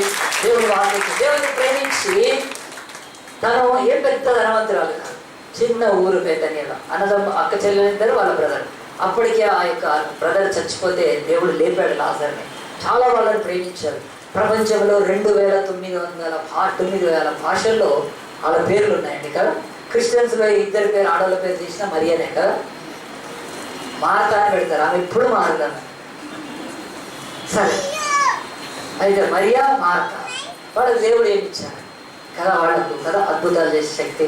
ఆయన దగ్గర సంచులో నుంచి మరియా ఇది తీసుకో, నీకు ఎప్పుడైనా కష్టం వచ్చినప్పుడు ఈ కట్టె తీసుకొని నబురా అని చెప్పాను నీకంటే అని మంత్రాలు నేర్పించి, లేకపోతే ఎదలో ఏమీ నేర్పించి యేసుప్రభువుని ప్రేమించి వాళ్ళ ఇంట్లో ఉండి వాళ్ళ యొక్క ఆతిథ్యాన్ని పొంది ఆకాశం అంతెత్తు వాళ్ళ పేర్లు వాళ్ళ యొక్క బ్రతుకులను మార్చాడు. చాలా ప్రేమించాడు. మరి అలాంటి యేసుప్రభువుకి తను ఏమి ఇవ్వగలదు? ఆయన యొక్క జీవితం ఇంకెన్ని రోజులు, రోజు రోజుకి ఆ సమాజంలో యేసుప్రభు మీద పెద్ద వ్యతిరేకత పెరిగిపోతుంది. యేసుని చంపేయాలని చూస్తున్నాడు. ఏదో ఎట్లా ఉంటుందో తెలియదు. అరెస్ట్ చేసేస్తే వెళ్ళడానికి ఉండదు, తీసుకుపోయి జైల్లో వేసేసారనుకోండి యేసుప్రభువుని కలవటం వీలు పడదు. మతం యేసు బాగా వ్యతిరేకిస్తున్నాడు. ఆ టైంలో ఆలోచించుకో, దిస్ ఇస్ ద టైం. నాకు తప్ప ఏమి చక్కగా ఏం చేశాను, ఒక అత్తరిది సేరులా తీసుకొచ్చి యేసు పాదాల మీద పోసి తల వెంట్రుకలతో చూస్తాము. నాకు కూడా స్పిరిచువల్ బర్త్డే అయితే చాలామంది పెన్నని సిస్టర్లు బట్టలని హార్డు వీళ్ళు అన్నీ ఇచ్చారు కదా. కానీ ఎవరు సేరున్నారు అత్తరు తెచ్చి పోయట్లేదు నాకు కదా, పోయాల్సిన అవసరం కూడా లేదు నాకు కదా. యేసు ప్రభు అంత మంచి దేవుడు. మొన్న కూడా సిస్టర్ మీనా గారి లేకపోతే విషయాలు ఉమా గారు పెన్ను ఇస్తున్నారు. అందరూ కవిత వీళ్ళందరూ ఏదో ఒక గిఫ్ట్, ఏదో దేవుని సేవ కూడా ఇస్తారండి. దేవుని ప్రేమించి ఇస్తారు. చాలా నాకు వాళ్ళు ఇచ్చినప్పుడు మనసంతా ఇంత ఇదనిపిస్తే ప్రభా నేను యోగ్యుడనా అని అనిపిస్తారు. చూడండి, ఆ యొక్క ఇంటిని ప్రేమించిన యేసుక్రీస్తుకి అత్తరు పూసి ఆయన అభిషేకించి ఆయన దానికి పాత్రలను ఎంచి అలాగున మహా గొప్ప వ్యక్తులకు తప్ప ఎవరు పుయ్యరే అంతగా ఎంచి యేసును వాళ్ళు ప్రేమిస్తూ ఉంటే మంచి మనసు ఉంది వాళ్ళకు కదా. ఇద్దరు కూడా మరియా మార్తలు ఇద్దరు మాట్లాడుకొని అత్తరు తెచ్చేవాడి అంత ఎందుకు అత్తరు దాంట్లో సగం నీళ్ళు కలుపు సగం చేస్తారు, మంచి మనసా కాదండి. అంత తెచ్చి మనం ఉంచుకుందాం కొంచెం యేసుప్రభు పాదాలకి ఇట్లా పెడితే సరిపోతుంది కదా. అట్లా చేసేదాం కాదండి, మంచి మనసుతోటి. ఒకవైపు భోజనము, ఒకవైపు యేసుప్రభుని కనపరుస్తున్నారు, ఒకవైపు చక్కగా అత్తరు తీసుకోండి. వాళ్ళకందరికీ మంచి మనసు ఉందండి. ఆ మంచి మనసున్న సమయంలో అత్తరు వాసన అంతా ఇల్లంతా నిండిపోగానే ఒకడికి చాలా హెడేక్ వచ్చేసింది అన్నాడు. అత్తరు ఎక్కువైతే కూడా అది ఏమవుతుంది, బిట్టర్లు ఎక్కువైతే కదా. ఏమైపోయిందో చూడండి అక్కడ వచనం ఎంత మంచి మాట దేవుడు చెప్తున్నాడు. అత్తరు వాసనతో నిండిపోయింది, వాళ్ళ ప్రేమతో నిండిపోయిందండి. అంత మంచి ప్రేమ వాళ్ళది. అప్పుడు ఆ 4వ ఆయన శిష్యులు ఒకడు అనగా ఆయన అప్పగింపరైన ఇస్కరియోతు యూదా ఈ అత్తరు ఎందుకు 300 దేనారాలకు అమ్మి బీదలకు ఇయ్యలేదనెను. వాడిలాగా చెప్పింది బీదల మీద శ్రద్ధ కలిగి కాదు, కానీ వాడు దొంగ అయ్యుండి తన దగ్గర డబ్బు సంచి ఉండిన అందులో వేయబడినది దొంగిలించు వచ్చను కనుక అలాగన్నాడు. ఎంత స్పష్టంగా పరిశుద్ధాత్మదేవుడు చెప్తున్నాడు. శిష్యుడు యేసును వెంబడిస్తున్నవాడు, అభిషేకం పొందినవాడు, దేవుని చేత ప్రతిష్ఠింపబడ్డవాడు, సేవకు పంపబడుతున్నవాడు, సేవలో వచ్చే డబ్బును నమ్మి అతనికి ఇచ్చి ట్రెజరర్గా చేసి దయ్యాల మీద రోగాల మీద అధికారం ఇచ్చిన ఆ యేసు ప్రభువుని వెంబడిస్తూ మనసు మాత్రం మంచిగా ఉందండి. ఇదే నా మాట పలికేది, ఇది బీదలకిస్తే మంచిదంట. చూడండి, చాలా మంది యేసుని వెంబడిస్తున్నారు కానీ మనసు మంచిగా లేదండి. యేసుని వెంబడిస్తున్నారు కానీ మనసు లేదు, లోపల ఆ యొక్క నెమ్మది లేదు, సమాధానం లేదు, మనసులో దేవుడి పట్ల మంచి ఆ యొక్క ఉద్దేశం లేదు. బ్రతుకులో మనస్సు మంచిగా ఉంటే అన్నీ బాగుంటాయండి. గుర్తుపెట్టుకోండి, మనసు ఎప్పుడు మంచి. ఇతరులను నిందించడమో లేకపోతే ఇది ఎందుకు దండగాని మాట్లాడడం ఇవన్నీ మన మనసులోవే తప్ప యేసు గొప్పోడు కాదా అండి. యేసుకు తెలియదు అది తప్పని అత్తరు ఇస్తుంటే యేసుప్రభు ఆపలేడా? మరి ఆగు నువ్వు ఏంటది అని చెప్పి దెబ్బ కాపొచ్చు యేసుప్రభు కదా. మనం తింటుంటే కూడా వేస్తూ ఉంటారు కదా, ముఖ్యంగా నాకు వేస్తూ ఉంటారు. నాకు మొహం పెడతా అయ్యా ఆపండి బాబు. తింటుంటే ఎవరిని వేస్తుంటే ప్లేట్ పక్కకు పట్టుకుంటాను, ఇంకేయద్దు వేయద్దు అంటారు. ఇక నా పర్సనాలిటీకి అంతకెట్ట పెడితే కదా కష్టం వద్దంటారు. అంటే ఎవరైనా చేదని చెప్తుంటే మనం ఆపగలుగుతామండి కదా. మరి యేసు ఎందుకు ఆపలేదండి? అంటే యేసు కంటే వీడు ఇస్కరియోతుగా ఎక్కువ ఆలోచిస్తున్నాడా? యేసు కంటే ఇస్కరియోతుగా ఇంకెక్కువగా మరి ఆ యొక్క దైవ అభిషేకం జ్ఞానం ఉందా? యేసే దేవుడు ఆయన యొక్క. ఆలోచించండి, ఇన్నిసార్లు మన బ్రతుకుల్లో దేవుడు నివారించలేదండి. దేవుడు అంగీకరించాడు వాళ్ళ ప్రేమను, తప్పేముంది. కానీ వాడి యొక్క మనస్సు బాలేదు కనుక యేసు ప్రభువుని వ్యతిరేకించాడు. చెప్పండి, యేసు ప్రభువు యొక్క ఈ యొక్క బైబిల్ వాక్యంలో ఇస్కరియోతు యూదా ఎక్కడికి వెళ్ళాడంటే తన గమ్యానికి వెళ్ళాడా? గమ్యానికి? యేసు ప్రభువు అతనికి నిర్ణయించిన గమ్యం ఏంటో తెలుసా మీకు? కదండి, హైదరాబాద్ చుట్టూ దర్వాజాలు ఉన్నాయి, ఉండేవి, మీకు తెలియదేమో. మీరు హైదరాబాద్ చుట్టూ నిజాము ఒక ఇది కట్టాడు, అంటే చుట్టూ ప్రహరీ కట్టాడు, ప్రాకారం కట్టాడు. డబీర్పురా గేట్ అని ఉంది ఒకటి, అది సగంలో ఆగిపోయింది. ఇక్కడ డబీర్పురా ఓల్డ్ సిటీలో ఉంటుంది. వాటి గురించి అంతా నేను తెలంగాణ గురించి చదివినప్పుడు, హైదరాబాద్ పట్టణం గురించి చదివినప్పుడు ఎక్కడెక్కడ గేట్లు ఉన్నాయి, షేర్ గేట్ అని, ఆ తర్వాత ఈ యొక్క డబీర్పురా గేట్లు చాలా ఉన్నాయి మన దగ్గర. ఇక్కడ మౌలాలి దగ్గర ఒక గేట్ ఉంటుంది.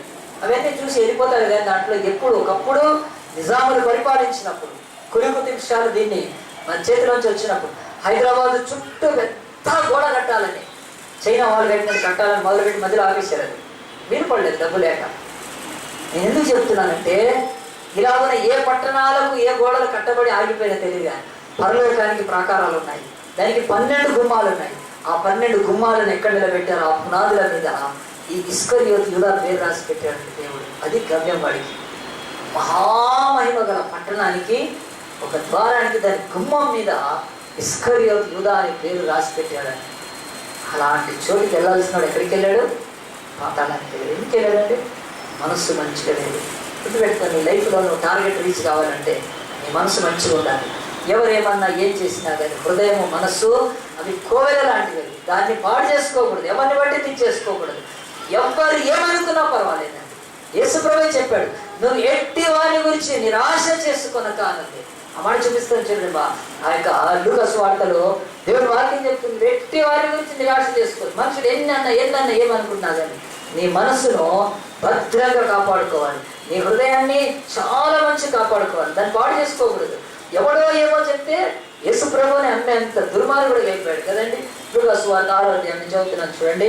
దేవుని యొక్క వాక్యం చెప్తుంది, మీరైతే ఎట్టి వారిని గురించి 35వ వచనం అండి. నిరాశ చేసుకొనక మీ శత్రువులను ప్రేమించండి, మేలు చేయండి, అప్పియండి, గొప్పదై ఉండదు, మీరు సర్వోన్నతులు. ఎవరికండి ఈ మాట దేవుడు చెప్తుంది? ఎవరి గురించి నిరాశ చేసుకోకూడదు. మనం అంటే మన మనస్సులోకి ఆ నిరాశ ప్రవేశించకూడదు. మన మనస్సు మంచిగా ఉంటే అన్నీ బాగుంటాయి కనుక. మన తెలుగులో ఒక మంచి సామెత ఏంటంటే, ఎప్పుడైనా డోర్ ఓపెన్ కావట్లేదు, దానికి ఏమంటారండి? మనసు ఉంటే మార్గం ఉంటుంది. గుచ్చి పొడుస్తుంటారు కదా. ఫోన్ చేయట్లేదంటే మనసు ఉంటే మార్గం ఉంటుంది. ఫోన్ నెంబర్ కలవట్లేదు, బ్యాలెన్స్ లేదు, ఏం రోజులు అది దరిద్రం మాట అది కదా. మనసు ఉంటే ఫోన్ చేస్తాం కదా, మనసు ఉంటే వాళ్ళ దగ్గరికి వెళ్తాం. తెలుగులో డైరెక్ట్ ఉందండి, మనసు ఉంటే మార్గం. మనసు మంచిగా లేదు అని చెప్పడానికి ఆ మాట వాడతారు అనమాట. అంటే నీ మనసు బాగాలేదు, నువ్వు పెదవులతో అంటున్నావు, అయ్యో నేను బిజీగా ఉండి రాలేకపోతున్నా. మనస్సులో ఉంది ప్రాబ్లం అంతా. దేవుడు చెప్తున్నాడు, తల్లి గర్భములో పుట్టి మహిమకు సింహాసనానికి ఎక్కాల్సిన 12 సింహాసనాలు ఇశ్రాయేలు యొక్క ఆ యొక్క సింహాసనాలు పరలోకంలో యేసుతో పాటు కూర్చునే ఆ గురి వద్దకు వెళ్ళే ఇస్కరియోతు యూదా ఎక్కడికి వెళ్ళాడండి? పాతాళానికి వెళ్ళాడు. అక్కడ ఏంటి? వేదన, కన్నీరు, బాధ కదా. అగ్ని ఆరదు, పురుగు చావదు, యుగాల తపన వేదనకి ఎందుకు వెళ్ళిపోయాడంటే, దేవుడు మంచి మనసుతో ఇస్కరియోతు యూదాను ప్రేమించి అతని పాపాన్ని క్షమించడానికి సిలువ ఎక్కినా కానీ వాడెందుకు రాలేకపోయాడంటే మనస్సు మంచిగా లేదు. ఈరోజు ఆలోచించండి, భార్యాభర్తలే కానీ, పిల్లలే కానీ, సంఘంలోనే కానీ ఎక్కడైనా మంచి మనసు అడగాలండి దేవుని దగ్గరకు వచ్చి, ప్రభా నాకు మంచి మనసు. ఆ మనసు ఏంటో తెలుసండి, ఎట్టి వారి గురించి నిరాశ చేసుకున్నాక క్షమించండి, అప్పియండి, మేలు చేయండి. దేవుని బిడ్డలు అయిపోతారు తప్ప మీరు ఎప్పుడు కూడా మీ గురి గమ్యానికి చేరుకోకుంటారని చెప్తున్నాడు. 3వది చెప్పి ముగిస్తాను. చివరిగా కొన్ని నిమిషాలు దయచేసి కొంచెం ఓపిక వినండి. ఎవరు దయచేసి నిద్రపోవద్దు. మరి దేవుని యొక్క సన్నిధిలో మరి దేవుడి యొక్క మాటలు 3వది చెప్తున్నాను. మన గురి గమ్యానికి చేరుకోవటానికి బైబిల్ అంటే ఫస్ట్ సిన్ అది మనం తొలగించుకోవాలి. 2వది గుడ్ హార్ట్, మనం మంచి మనసు కలిగి ఉండాలి. 3వది హెబ్రీ పత్రిక 12వ అధ్యాయంలో కొన్ని మాటలు చెప్పి నేను ముగించేస్తాను. ఇది కూడా చాలా ఇంపార్టెంట్. హెబ్రీ పత్రిక 12, హీబ్రూస్ 12th చాప్టర్. ఇంత గొప్ప సాక్షి సమూహం మేఘం వల్ల మనల్ని ఆవరించిందిరా, మనము కూడా ప్రతి భారమును సులువుగా చిక్కులు పెట్టి పాపమును విడిచిపెట్టి విశ్వాసమున కర్తయ్య దాన్ని కొనసాగించువాడిని యేసు వైపు చూస్తూ మన ఎదుట ఉంచబడిన పందెములో ఓపికతో పరిగెత్తుదము. ఇక్కడ బైబిల్ చెప్తుంది, స్పష్టంగా చెప్తుందండి. ఈ రెండవ వచనంలోనే అన్నీ ఉన్నాయి. నేను చెప్పిన ఫస్ట్ ఉంది, సెకండ్ ఉంది, అవి రెండు చెప్పేసాను కనుక థర్డ్ది మనకు అవసరమైంది. పందెము, మనకు గురి ఉంది, మనం పరిగెత్తుతున్నాం. ఎట్లా పరిగెత్తాలి? ఓపికతో పరిగెత్తాలి, పేషెన్స్ ఉండాలి. పేషెన్స్ అంటే ఎవరికి తెలియదు అంటే, పేషెంట్ అంటే తెలుసు, పేషెన్స్ అంటే తెలుసు. పేషెంట్ అంటే రోగి కనుక పేషెన్స్ అంటే ఓపిక కదా. ఓపిక అంటే మనం మీ బైబిల్లో రాయబట్టి ఏం అర్థం చేసుకుంటాం? అందరు మామూలుగా అర్థం చేసుకుంటాం. ఏం ఓపిక? శారీరక ఓపిక అంటే శారీరక సామర్థ్యము, ఓపిక. ఎవరో ఒక ఇంట్లో కూర్చొని ఇద్దరు ఏం చేస్తున్నారంటే అక్క తమ్ముడు అడుగుతుంది, అరే ఇక్కడ దాకా పోదాం రాధాకృష్ణుడు దాకా. ఆ తమ్ముడు అంటాడు, నేను రాలేదు. ఎందుకు రా అంటే నాకు ఓపిక లేదు. అర్థమైందండి? ఇప్పుడు ఓపిక నాకు ఓపిక లేదు, నేను రాలేను అంటే మళ్ళీ అడుగుతుంది వాళ్ళ అక్క, అరే రాలే రోడ్డు దాకా పోదామంటే నాకు ఓపిక లేదు. నీ తెలిసినవాడు దాకా రోడ్డు దాకా వచ్చి ఓపిక ఉంటే నేను వెంటనే సినిమా చూసేవాడు పోయి అక్కడ చెప్తున్నాను. అర్థం కాలేదు. ఇంకోటి చెప్తాను. తల్లి ఏం చేస్తుంది అంటే కూతుర్ని నీళ్ళు పట్టే అంటుంది. నీళ్ళు వస్తున్నాయి, నీళ్ళు పట్టు అని. అప్పుడు కూతురు ఏమంటుంది తెలుసా? నాకు ఓపిక లేదు మమ్మీ. మళ్ళీ అంటే నీళ్ళు పట్టే ఓపిక, కొంచెం ఓపిక చేసుకోని అంటే ఆ కూతురు ఏమంటే, ఆ నీళ్ళు పట్టే ఆ ఓపిక ఉంటే అన్ని ఎగ్స్ ఉన్నాయి, ఆమ్లెట్ చేసుకొని తినడానే దాన్ని అంటే అవి గుడ్లన్నీ ఉన్నాయి, ఉట్టుకున్నాయి, కొంచెం ఓపికంటే ఆమ్లెట్లు వేసుకొని తినేది. అంటే ఆలోచించండి, ఓపిక అంటే బైబిల్లో చాలా మంది ఇట్లా తీసుకుంటారు. ఇది కాదు యాక్చువల్గా లేదు. బైబిల్లో రాయబడిన ఓపిక అది కాదు కాదు కాదు. ఓపిక అంటే మన యొక్క ఈ శరీరంలోని క్యాలరీస్, లేకపోతే అది అనుకుంటున్నాం కాదు, శక్తి కాదు. ఇక్కడ చెప్తున్న ఓపిక ఏంటో తెలుసా అండి? నిందలు, అవమానాలు, ఎగతాళి నీ మీదకి వచ్చినప్పుడు నువ్వు చేస్తున్న, నువ్వు వెళ్తున్న గురి వద్దకు వెళ్ళటానికి కావలసిన ఓపిక. ఓపిక, పరుగు అన్న ఇవి రెండు క్వైట్ ఆపోజిట్. రన్నింగ్, పేషెన్స్ కదండి. రన్నింగ్కి పేషెన్స్ అనేది, పేషెన్స్ రన్నింగ్ అనేది విరుద్ధమైన మాటలు. రన్నింగ్ అంటే ఏంటి? పరిగెత్తుతూ ఉండాలి, చురుకు ఉండాలి, చలాకీగా ఉండాలి, అంటే మూమెంట్ ఉండాలి రన్నింగ్కి. పేషెన్స్ అంటే క్వైట్ ఆపోజిట్గా కదలకుండా ఉండాలి కదా. ఫోటో తీస్తూ ఉంటారు, కదలకుండా ఉండాలి కదా, అట్లా కదా, ఏం చేయాలి అంటే. ఈ మాట బైబిల్లో ఇంత విడ్డూరంగా రాస్తే బైబిల్లో ఎట్లా అర్థం చేసుకోవాలి కనుక దేవుడి సేవకుల ద్వారా చెప్తున్నాడు. ఈ ఓపిక తెచ్చుకొని కదా ఆమ్లెట్లు వేసుకొని తినడం కాదు, ఓపిక తెచ్చుకొని బట్టలు ఉతకడం కాదు, ఓపిక తెచ్చుకొని ఆ ఓపిక కాదు ఇక్కడ బైబిల్ మాట్లాడుతుంది. ఓపిక అంటే పరులు నిందిస్తున్నా, నిర్లక్ష్యం చేస్తున్నా, అవమానాల పాలు చేస్తున్నా కూడా మన గురి వద్దకు పరిగెత్తడమే. అది ఆ ఓపిక గురించి బైబిల్ మాట్లాడుతుంది. ఈరోజు నీ లైఫ్లో ఈ పేషెన్స్ లేకపోతే నువ్వు ఆ యొక్క గురి వద్దకు చేరుకోలేవు. నీ లైఫ్లో చర్చకు వస్తుంటే ఇంట్లో వాళ్ళు అంటారండి, నీకు ఎప్పుడు చర్చ అని.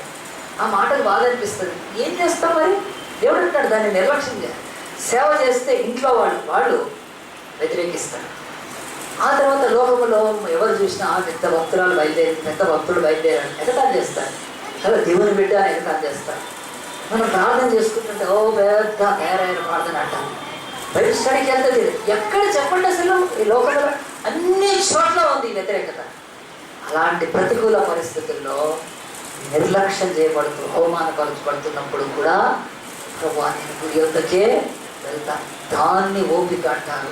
అంటే అవన్నీ సహించే ఓపిక, భరించే ఓపిక, వాటిని పట్టించుకోకుండా కూడా ముందుకు వెళ్ళటానికి మనము కలిగి ఉండేదాన్ని ఓపికతో పరిగెత్తడం అంటారు. అదే పెట్టాలి, ఆలోచించండి. అపోస్తలుడైన పౌలు ఆనాడు యూరప్ అంతా కూడా ఆయన స్వార్థ సంఘాలను పెట్టినప్పుడు ఆయన ఎక్కడికి వెళ్ళినా ఆయనను కొరడాలతో కొట్టేవాడు. అందు గురించి ఆయన అనుభవంగా రాశాడు. అంటాడు, నేను 1-40 సార్లు బెత్తాలతో నన్ను కొట్టారు, రాడ్స్తో కొట్టారు, నన్ను రాళ్లతో కొట్టారు, కానీ స్వార్థ పట్టించకపోతే నాకు శ్రమ అని ఆయన అక్కడ ప్రాణాన్ని, రక్తాన్ని ధారపోసి ఆనాడు ఆ యొక్క మైన రహస్యాలు ఆ యొక్క యూరోప్లో సంఘాలను స్థాపించాడు. అంటే తన గురి వద్దకు వెళ్ళటానికి ఒక చోట రాళ్ళు పెట్టి కొడితే చచ్చిపోయాడు అనుకున్నారు. శిష్యులందరూ రౌండ్గా నిలబడ్డారు. రౌండ్గా నిలబడితే లేచాడు ఆవుల ఊళ్ళోకి. అందరూ చచ్చిపోయాడు అనుకున్నారు రాళ్ళతో కొడితే. చుట్టూ అందరు శిష్యులు వచ్చి నిలబడ్డారు. అక్కడ అల్లరి సమూహము చచ్చాడా చచ్చిపోయాడు అనుకుంటారు. అందరు పడిపోయాడు రాళ్ళతో కొడుతుంటే. అప్పుడు శిష్యులందరూ అక్కడ ఆ స్థానిక వాళ్ళు వచ్చినప్పుడు మెల్లగా లేచి తను వెళ్ళిపోయాడు. అప్పుడు చచ్చిపోయినప్పుడే ఆయన మూడవ ఆకాశం వెళ్ళాడని చెప్తాడు, పరదేశంలోకి వెళ్ళాడు. అంటే ఆల్మోస్ట్ ఆల్ డెడ్. అలాగున కానీ మళ్ళీ లేచి మళ్ళీ అదే స్వార్థం, మళ్ళీ అదే ఆత్మల రక్షణ, మళ్ళీ అదే దయ్యాలను వెళ్ళగొట్టడం, అదే సత్యం కొరకు తన ప్రాణాన్ని దారి. ఎట్లా వచ్చిందండి? ఓపిక. అవమానాలు పట్టించుకోలేదు, బట్టలు తీసుకొట్టిన, ఆకలితో ఇచ్చేసిన, అవమానాలు ఇచ్చేసిన, ఈడ్చిన, కొట్టిన ఆయన ఏం చేశాడండి? ఓపికతో ముందుకు వెళ్ళాడు. కనుక పౌలు చెప్తాడు, నాకు బహుమానం కిరీటం సిద్ధంగా ఉంది అని చెప్పగలిగాడంటే ఆయన జీవితంలో ఓపిక ఉందండి. మీకు నేను ఇంకా చెప్తున్నాను, ఓపిక అంటే శక్తి కూడా కట్టుకొని కదా, బలం తెచ్చుకొని, ఆ ఓపిక కాదు. ఆ ఓపిక ఎట్లా తింటే వస్తుంది అది కాదు. కానీ మనసులో ఆత్మలోంచి వచ్చే ఓపిక ఏంటో తెలుసా? ఎవ్వరు ఏమన్నా నిర్లక్ష్యం చేయకూడదు, ముందుకు వెళ్ళడమే అండి. నేను ఒక చిన్న విషయం చెప్పి ముగిస్తాను, బాగా జాగ్రత్తగా. ఒక స్కూల్లో ఒక పిల్లోని జాయిన్ చేశాడు. స్కూల్లో పిల్లోని జాయిన్ చేస్తే ఆ స్కూల్లో వాళ్ళు ఏం చేశారంటే ఆ పిల్లోని బట్టి దాంట్లో రెసిడెన్షియల్ వింగ్ స్టార్ట్ చేయాలనుకున్నారు. ఎవరైనా ఒక పిల్లోని జాయిన్ చేస్తే స్కూల్లో ఆ పిల్లోడి కొరకు రెసిడెన్షియల్ అంటే వసతి గృహాన్ని కడతారండి. అక్కడ ఆర్డర్ వచ్చింది. ఆ పిల్లోని బట్టి ఆ స్కూల్లో రెసిడెన్షియల్ స్కూల్గా దాన్ని మార్చాలని గవర్నమెంట్ తీర్మానం చేసుకుంది. ఆశ్చర్యపోవాలి కదా, కుర్రాడు ఎట్లాంటి పెట్టాడు నా పిల్లోడు. రెండవది, వాళ్ళ తండ్రి ఆ పిల్లోడిని జాయిన్ చేసిన తండ్రి అతనికి ఇక్కడ గవర్నమెంట్ ఉద్యోగం ఏదైనా ఇవ్వండి, ఏదో ఒక ఉద్యోగం ఇవ్వండి అతనికి అని చెప్పి పేపర్లో లేకపోతే గవర్నమెంట్ ఆర్డర్ రిలీజ్ చేశారండి. ఇది ఎట్లా జరిగి ఉంటుందని మీరు ఊహిస్తున్నారా? మన పిల్లల్ని జాయిన్ చేస్తే కదా ఫీజు కట్టండి అని వస్తుంది, లేకపోతే పీకేస్తామంటారు కదా, మీ పిల్లోడు హోంవర్క్ చేయడానికి వస్తాయి. ఇలాంటివే తప్ప మన పిల్లోడు జాయిన్ చేస్తే రెసిడెన్షియల్ స్కూల్ కట్టేంత సీన్ ఉందా? లేదండి కదా. మరి ప్రపంచంలో జరిగింది ఒక చోట కనుక మీకు చెప్తున్నాను. ఎట్లా అంటే అది ఎందుకు జరిగిందంటే చైనాలో ఒక ప్రదేశం ఉందండి.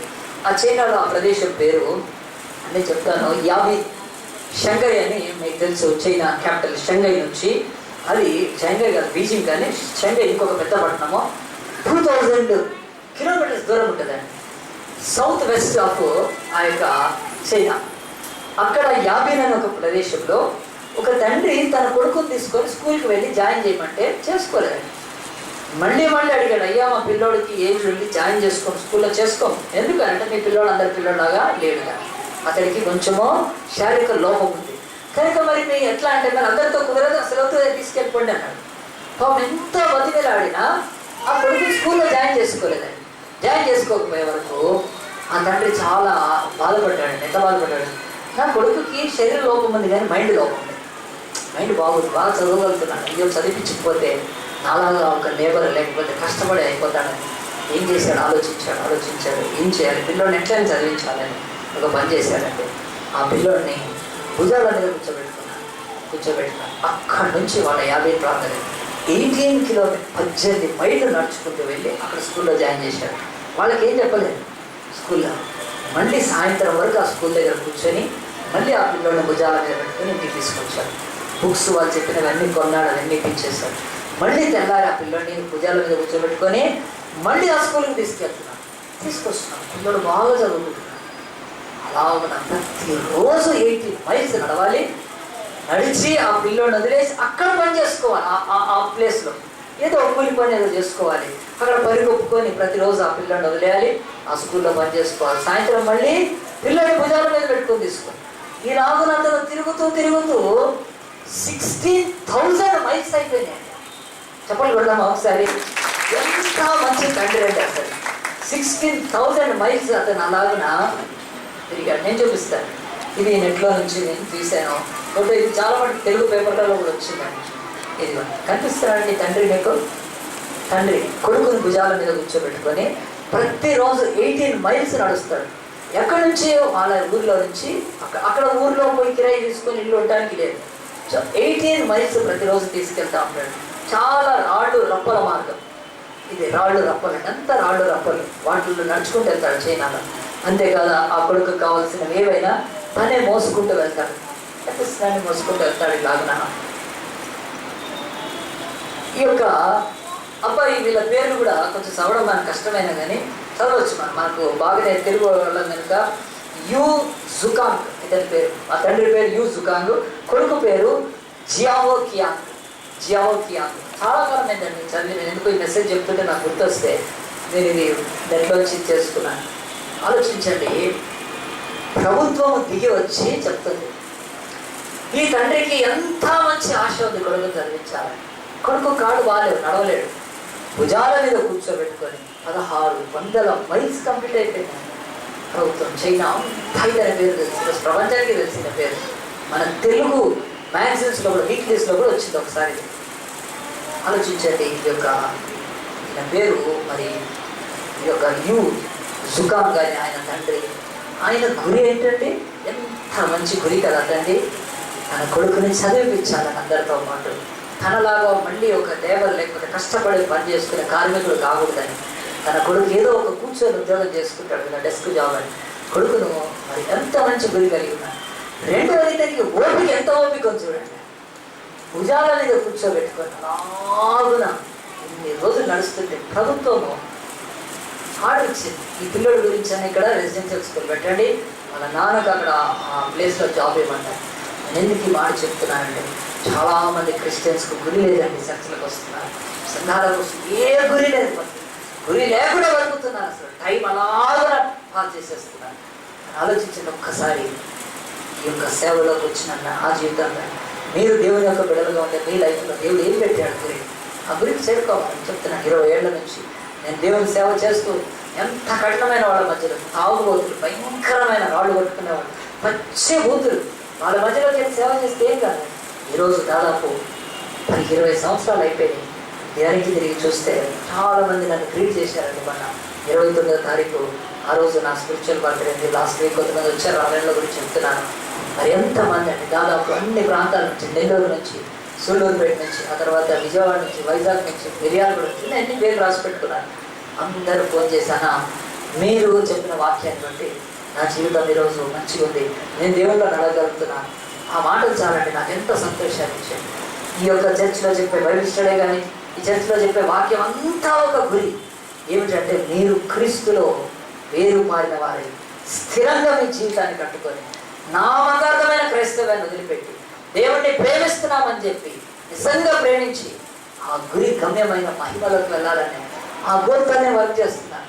ఇంకా నా గోల్లో నేను 2%, 1% కంటే ఎక్కువ నేను చేసి ఉండకపోవచ్చు, ఇంకా 98% ఉండొచ్చు నా లైఫ్లో. అలాంటి తపనగా నేను చెప్తున్నాను, గురి అనేది బైబిల్ చెప్తుంది ఓపిక కావాలి. ఎన్నిసార్లు ఆరోగ్యం బాగాలేకపోయినా, ఎన్నిసార్లు ఆర్థిక కష్టాలు వచ్చిన మినిస్ట్రీలో ఏమీ లేదు, ఎందుకంటే దేవుడు ఇచ్చాడు, ప్రభువా నేనే పాటి వాడిని అని నేను ఒక్కసారి వెనక్కి జ్ఞాపకం చేసుకుంటే, గురి వద్దకు వెళ్ళటానికి ఏం చేయాలి. ఒకప్పుడు ఒక 15-16 సంవత్సరాల క్రితము ప్రతిరోజు ఫిలిం వేసేవాళ్ళని, గాస్పల్ ఫిలిం, జీసస్ ఫిలిం తీసుకొని 30 days 30 villagesలో వేసేవాడిని. నేను ఇంకా పాస్టర్ వాళ్ళ తమ్ముడు ప్రసాదే కానీ ఇంకా ఆ ఫిలిం టీం వాళ్ళు మోటార్ సైకిల్ తీసుకొని 100 కిలోల బరువు, యాక్చువల్గా పడ్డదంటే కింద కాళ్ళు ఇరుగుతాయి, లేకుంటే ఆ డబ్బా పనికిరాదు. ఫిలిం ప్రొజెక్టర్ అట్లుండేది అప్పట్లో. ఆ ప్రొజెక్టర్ తీసుకొని 100 కిలోల బరువుది 2 మోటార్ సైకిల్ మీద వెళ్ళి ప్రతిరోజు రాత్రి సినిమా వేసేవాడు జీసస్. ఆఖరి అరగంట నేను మైక్ దాన్ని కట్ చేసి మాట్లాడేవాడిని. ఆ ఊరిలో చాలామంది ఏమనుకునేవాళ్ళంటే అది దాంట్లోదే అనుకునేవాళ్ళు. నేను కనపడకుండా చీకట్లో కూర్చొని మాట్లాడేవాడిని. అలాగే వేసినప్పుడు జీసస్ ఫిలిం ఎన్నిసార్లు చూసినా నాకేం పెద్ద అనిపించలేదండి. తర్వాత వేరే జీసస్కి చాలా చూసాను, కానీ ప్యాషన్ ఆఫ్ క్రైస్ట్ చూసినాక ఒకసారి గుండె పగిలటట్టు ఏడ్చారండి. యేసును మేకులు కొడుతున్నప్పుడు ఏడవలేదండి, కొరడాతో ఆయన చీల్చేటప్పుడు ఆ ప్యాషన్ ఆఫ్ క్రైస్ట్లో చాలా హయ్యెస్ట్ గుండె ఆగి చచ్చిపోయిన వాళ్ళు నా కలుపులో అది చూసే అంతా ఆయనను కొడుతున్నా, ముళ్ళ కింద పెట్టినా నేను ఎక్కడ ఏడవలేదు. కానీ యేసు నా వయాడోలరస్ తీసుకెళ్ళేటప్పుడు ఒక్కసారి ఏడ్చారండి. ఆయన యేసు ప్రభు కింద పడిపోతే ఆయన సిలువ ఎక్కి అక్కడ పక్కన పడతాడు. పడ్డప్పుడు యేసు పాక్కుంటూ లేచి ఆ సిలువను ముద్దు పెట్టుకుంటాడు. ఆ గుండె నాకు ఇప్పటికీ నా మనసులో అనిపిస్తుంది. ఈ ప్రపంచంలో యేసు కంటే ఎవరికైనా ఎక్కువ గురి ఉందా? లక్షల దూతలతో ఆరాధింపబడే దేవుడు ఈ భూమి మీదకి వచ్చి సిలువను ముద్దు పెట్టుకుంటాడంట. ఆ సీన్ చూడండి మీరు ప్యాషన్ ఆఫ్ క్రైస్ట్లో. యేసుకు ఎంత గురి ఉంది మానవ జాతి పట్ల. మన పాప శాపాల్లో కొట్టబెట్లాడుతున్న మన బ్రతుకులను ఆయన ప్రేమించి ఆ సిలువను ముద్దు పెట్టుకుంటాడంట. ప్యాషన్ ఏడ్చారంట, దేవా నీకున్న గురిలో వెయ్యో వంతు నాకు లేదు. ఆత్మల రక్షణ కొరకే. కానీ ఈరోజు ఒక పేదవాడికి ఏదైనా చేయాలని యేసుకు ఎంత పెద్ద గురి ఉందని ఆలోచించండి. నేను చెప్తున్నాను, ఈరోజు మన గురి వద్దకు వెళ్ళటానికి కావాల్సింది మన ఓపిక కావాలి. 600 మంది సైనికులు ఆయన మీద పడి కొరడాలతో కొట్టి చీల్చి ఉమ్ము వేసి ఆయన నాగున తన్నుకుంటూ తీసుకెళ్తున్నప్పుడు ఆయన ఎవరిని ముద్దు పెట్టుకున్నాడండి? వారిని కాదండి, సిలువను పెట్టుకుంటున్నాడు. ప్రభువా, నా గురి సిలువ ఈ భూమి మీద, నేను ఈ సిలువను వదిలిపెట్టినాడు, నేను ఎంతగా పనికి రానని చెప్పి ఆ సిలువను హత్తుకొని ముద్దు పెట్టుకున్నప్పుడు ఆ ఫ్యాషన్ ఆఫ్ క్రైస్ట్ మెల్ గిబ్సన్ ఎట్లా తీశాడు? చాలా లోతుగా తీశాడు. పెట్టుకోండి, ఈరోజు నీ గురి ఏంటి? నీ గమ్యం ఏమిటి? దేవుడు అంటున్నాడు, ఆ గురిని ప్రేమించాను, ఆ గురి నేను ముద్దు పెట్టుకోవాలి. ప్రభా, ఓపికతో ఈ పరుగు పట్టణంలో ఎక్కడో చైనాలో ఈ యొక్క కుమారుడి యొక్క తండ్రి గురించి చెప్పారు. ఈ తండ్రికి ఎంత మంచి గురి ఉందండి, కొడుకుని చదివించాలని ఎంత ఓపిక ఉంది. భుజాల మీద మోస్తున్నానండి. ఆ పరలోక దేవుడు ఈరోజు మనల్ని సిలువ తీసుకొని మనల్ని మోసుకుంటూ ఆ పరలోక పట్టణాన్ని తీసుకెళ్లాలని గురి కలిగి ఉన్నాడు. కనుక క్రైస్తవులం అని చెప్పుకుని మనకేం గురి అంటే ఈరోజు అందరం త్వరలో ఉంచుదాము, ప్రార్థన చేసుకుందాం. యేసయ్య, నీ సేవకుడు ఈరోజు చెప్తున్నాడు, చదువుకునే ఒక గురి అయినా సరిగ్గా, ఒక ఇల్లు కట్టాలని ఒక గురి, ఒక పెళ్లి చేసుకోవాలని గురి, ఒక ఉద్యోగం సంపాదించాలని గురి, ఒక మంచి సేవ చేయాలని ఒక గురి, నీ బ్రతుకులో ఒక మంచి ఆ యొక్క మరి సంగీతం నేర్చుకో, ఒక హాబీ ఏదైనా, ఏ గురి అయినా నీ బ్రతుకులో సరిగ్గా, నేను మంచి ప్రార్థన చేయాలి ప్రభా, నేను మంచిగా సాక్ష్యం చెప్పాలి ప్రభా, నేను మంచి దేవుని బిడ్డగా, అసలు ఏదైనా ఒక గురి అనేది నీ లైఫ్లో లేకపోతే, లోకములో అనేకులు లక్షల కోట్ల మంది పాపం గురి లేక వారి గమ్యాలకు చేరుకోవటానికి దేవాలయాలకు, ఆ యొక్క నదులకు, పుణ్యక్షేత్రాలకు తిరుగుతున్నారే. వాళ్ళకి ఇలాంటి గ్రంథము లేదు కదా, పరిశుద్ధ గ్రంథము, ఇలాగ బోధ లేదు కదా. వాడు ఎప్పటికంటే వాడికి డబ్బిచ్చి వాళ్ళ గమ్యానికి చేరుస్తారేమో అని పాపము ఆ యొక్క పాపాలకు తీసుకెళ్ళి డబ్బులు ఇవ్వడం, దేవాలయాలకు తీసుకెళ్ళి హుండీల్లో ఆ యొక్క నిలువు దోపిడీ చేసుకోవడం, రావున తపస్సులు చేస్తూ కష్టపడుతుంటే ఈరోజు దేవుడి బిడ్డలుగా మనందరి బ్రతుకులు దేవుడు అంటున్నాడు, ఈ గురి ఏమిటి? ఈరోజు ఈ గురి వద్దకు చేరుకోవాలంటే 3 సంగతులు. జట్టి అయిన వాడు తన యొక్క పోరాటంలో నియమముగా పోరాడాలి. నియమము తప్పితే పాపములో ఉండి పాపముతో నువ్వు గురి వద్దకు చేరుకోలేవు. పాపముతో ఇశ్రాయేలు గురి వద్దకు చేరలేకపోయారు, వాళ్ళు అరణ్యంలోనే రాలిపోయారు. ఈరోజు నీ లైఫ్లో సిన్ ఏంటి? పాపం ఏమిటి? పాపం అంటే దొంగతనం, వ్యభిచారం, మోసాలే కాదండి. నీకు దేవుడు ఇచ్చిన సమయాన్ని సద్వినియోగపరచుకోవడం కూడా పాపమే. నీకు ఇచ్చిన సమయం ప్రార్థన చేసుకోకపోతే, వాక్యం చదువుకోకపోతే, నోరు తెరిచి ఒకళ్ళకి సాక్ష్యం చెప్పకపోతే అది పాపమే అవుతుంది. దేవుని బిడ్డల్లో పరిపూర్ణలు అవుతున్న వాళ్ళకి, ఇంకా నేను తాగట్లేదు, నేను దొంగతనాలు చేయట్లేదని నిన్ను నువ్వు సమర్థించుకోవద్దు. పాపం గురి లేదు, నీకు సరైన గురి లేదు. నశించిపోతున్న ఆత్మల పట్ల ఆక్రందన నీ బ్రతుకులో ఉండే, నీవు కూడా ఆ గురిలో వెళ్ళడానికి నీలో సులువుగా చిక్కులు పెట్టే పాపము నీ మనస్సు ఎప్పుడు కూడా పాడు చేసుకుంటుంటావు. బైబిల్ అంటుంది, పాపము మొదటిది, నువ్వు తొలగించుకుంటే నువ్వు గమ్యానికి వెళ్తావు. పాపం తొలగించుకోవడానికి రక్తాన్ని ఆశ్రయించు. ఆయన నమ్మదగిన వాడు నీతిమంతుడు, ఆయన తప్ప ఇంకెవరు లేరు మన పాపాలను క్షమించి మన పాప భారాన్ని తీసివేసేవాడు. ఒక్కసారి పాప భారం పోతే నీకు అప్పుల భారం పోతుంది, నీకు అనారోగ్య భారం పోతుంది, నీ కుటుంబంలో ఏ భారాలు ఉన్నాయో ఆ భారం అంతా పోతుంది. కానీ నేను ఇంకా పాపంలోనే ఉంటాను అంటే నువ్వు ఆ యొక్క డెస్టినీ లేని స్థలానికి వెళ్ళిపోతున్నావు, దేవుడు లేని స్థలానికి వెళ్ళిపోతున్నావు. గురి కలిగి ఉండు, నా పిల్లల్ని మంచిగా పెంచాలి, నా పిల్లల కొరకు నేను జాబ్ చేస్తాను, నా పిల్లల కొరకు నేను కష్టపడతాను, నా పిల్లల కొరకు నేను మంచి క్రైస్తవ జీవితం జీవిస్తాను, నా పిల్లల కొరకు నేను మోకాళ్ళని కన్నీడు గారుస్తాను. ఉందా ఈ గురి? ఎక్కడో స్కాట్లాండ్లో పుట్టిన డేవిడ్ బ్రెనార్డ్ అమెరికా ఆ యొక్క ఎర్ర ఇండియన్ల మధ్యలో ఊపిరితిత్తుల్లో క్షయ వస్తే పగిలి చచ్చిపోయాడండి. ఎంత టార్గెట్ ఉంది డేవిడ్ బ్రెనార్డ్కి. అమెరికా ఈరోజు క్రిస్టియన్ కంట్రీ అంటే డేవిడ్ బ్రెనార్డ్ బట్టే. పగలు రాత్రి 29 ఏళ్ళకి చచ్చిపోయాడండి డేవిడ్ బ్రెనార్డ్. 29 ఇయర్స్కి చచ్చిపోయాడు క్షయవాదితో. కానీ వాళ్ళ మధ్యలో గుర్రాలు వేసుకొని తిరుగుతూ అమెరికాకు సువార్త ఇచ్చాడు. క్రిస్టియన్ కంట్రీ కాదు, అంతకుముందు మన భారతదేశం లాగా విగ్రహారాధనలు ఉండేవి, తాగుబోతులు ఉండేవాడు, క్షుద్ర పూజలు ఉండేవి అమెరికా ఖండంలో. కానీ డేవిడ్ బ్రెనార్డ్ వెళ్ళి అలాగున గురితో వెళ్ళినందుకు ఈరోజు నీ లైఫ్లో నీ పిల్లలని, నీ కుటుంబం మీద కూడా నీకు గురి లేకపోతే ఎలా ఆలోచించు. గురి ఎదురు చేరాలంటే పాపము భారాన్ని పక్కన పెట్టు. పాప భారాన్ని తొలగించుకో. గురి వద్దకు చేరాలంటే మంచి మనసు పెట్టుకోండి. ఇంకెంత కాలం నీ మనసులో వ్యాకులత, ఇంకెంత కాలం నీ మనసులో వ్యతిరేకతలు పెట్టుకుంటావు? అడుగు, మంచి మనసు ఇస్తాడు దేవుడు. అంతేకాదు, చివరిగా ఓపిక కావాలి. నిన్న అనేకులు అవమానపరుస్తారు, ఇంట్లో అత్త కూడా అనేక సార్లు బాధపెడుతుండొచ్చు, కానీ దేవుని వాక్యం చెప్తుంది, నువ్వు వారెవ్వరిని నిర్లక్ష్యం, నీకు ఇచ్చిన ఓపిక వాళ్ళ యొక్క భయంకరమైన మాటలను నిర్లక్ష్యం చేయడమే అది నిజమైన ఓపిక. వాళ్ళ అవమానాలు, నిందలు, వాళ్ళు మాట్లాడే సూటిపోటి మాటలు ఏవైనా సరే పక్కన పెట్టేసయ్యా, నా గురి సింహాసనమే, నా గురి ఆత్మల రక్షణే ప్రభు, నా గురి పరిశుద్ధ జీవితమే, నా గురి అనేక పేదల బ్రతుకులు బాగుపడ్డమే. ఇవి చేస్తుంటే నా పిల్లలు, నా కుటుంబం ఎంతో ఆశీర్వాదం పొందుతాను. కానీ నేనే పచ్చి పాపినే జీవిస్తే నా బ్రతుకులో గురి ఎక్కడికి ప్రభా? అలాంటి గురిని మార్చుకుంటాను. గురి వద్దకు చేరుకోవడానికి దాసుడు చెప్పిన నేను అవలంబిస్తాను ప్రభు, నాకు సహాయం చేయి. ఎక్కడో చైనాలో ఆ యొక్క తండ్రి కొడుకుల గురించి ప్రపంచం ఎందుకంటే ఆ తండ్రి గురి మంచిది, ఆ తండ్రి యొక్క ఓపిక గొప్పది. నీవు తెచ్చుకోవాలనుకుంటున్నావా? అయితే నువ్వు ప్రార్థన చేసుకుంటున్నావా? నీ చెయ్యెత్తి చూపిస్తే నేను ఒక్కసారి నేను కూడా ప్రార్థన చేస్తాను. అందరి తనలో వచ్చి వారెవ్వరు పైకి చూడద్దు దయచేసి. యేసయ్యా, నేను ప్రభా నా తండ్రి, నా గురి వద్దకు చేరుకోవటానికి నీ దాసుడు చెప్తున్నది నేను అంగీకరిస్తాను. దేవా, నాకు సహాయం చేయగలరు. ఇంకెంతకాలం నా తండ్రి నాయన ఏం ప్లస్ బ్రతుకు, ఏం లేదు, అసలు ఏమే లేకుండా బ్రతకడం ఎంత బాధకరము. 6 నెలలు అయిపోయింది ఈ సంవత్సరం, ఇంకా 6 నెలలు ఉంది. ఇంకా 6 నెలల్లో ఏం చేయాలనుకుంటున్నాం? 5 సంవత్సరాల తర్వాత ఏం చేయాలనుకుంటున్నాం? ఒక టార్గెట్, ఒక గురి పెట్టుకొని మన బ్రతుకులు అన్నీ సాధించవచ్చు.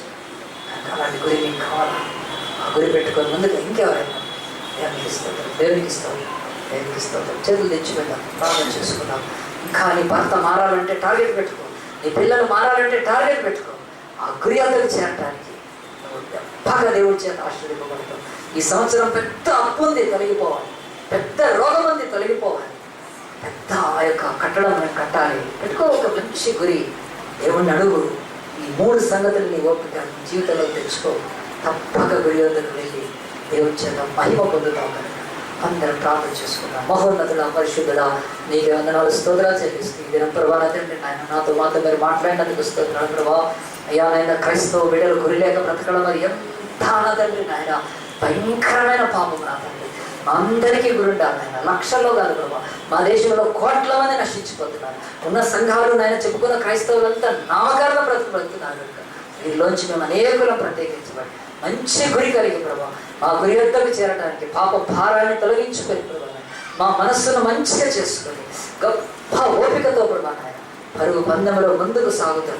బహుమానమే పొందటకే, వెనకున్నవి మరిచి ముందుకు వెళ్ళటానికి మమ్మల్ని నాయన నీ వాక్యం చేత ఇంకా ఉత్తేజపరిచి, నీ వాక్యం చేత అభిషేకించి మమ్మల్ని ముందుకు నడిపించాను. ఈరోజు ఎవరైతే చేతులు ఎత్తారో ప్రభా నాయన వారి గురి ఏంటో, గమ్యం ఏంటో ముందుగా నిశ్చయించుకోవాలి ప్రభా. టార్గెట్ లేకుండా షూట్ చేయడం నాయన, టార్గెట్ లేకుండా బాణం వదలడం నాయన. అయ్యా, బ్రతుకులో ఏ గురి లేకుండా నాయన చదవడమే కానీ, పని చేయడమే కానీ, కుటుంబమే కానీ అవన్నీ సాతాను చేతులకు చిక్కిపోతాయి కనుక నేను మంచి గురి కలిగి ఉంటేనే ప్రభా సాతాన్ని జయించగలుగుతాను కనుక లావున చేతులు ఎత్తిన వీళ్ళందరికీ నాయన మంచి గురి ఇచ్చావు కనుక ఆ గురిలో వారు కొనసాగి నాయన సక్సెస్ అవుతుంది నాయన.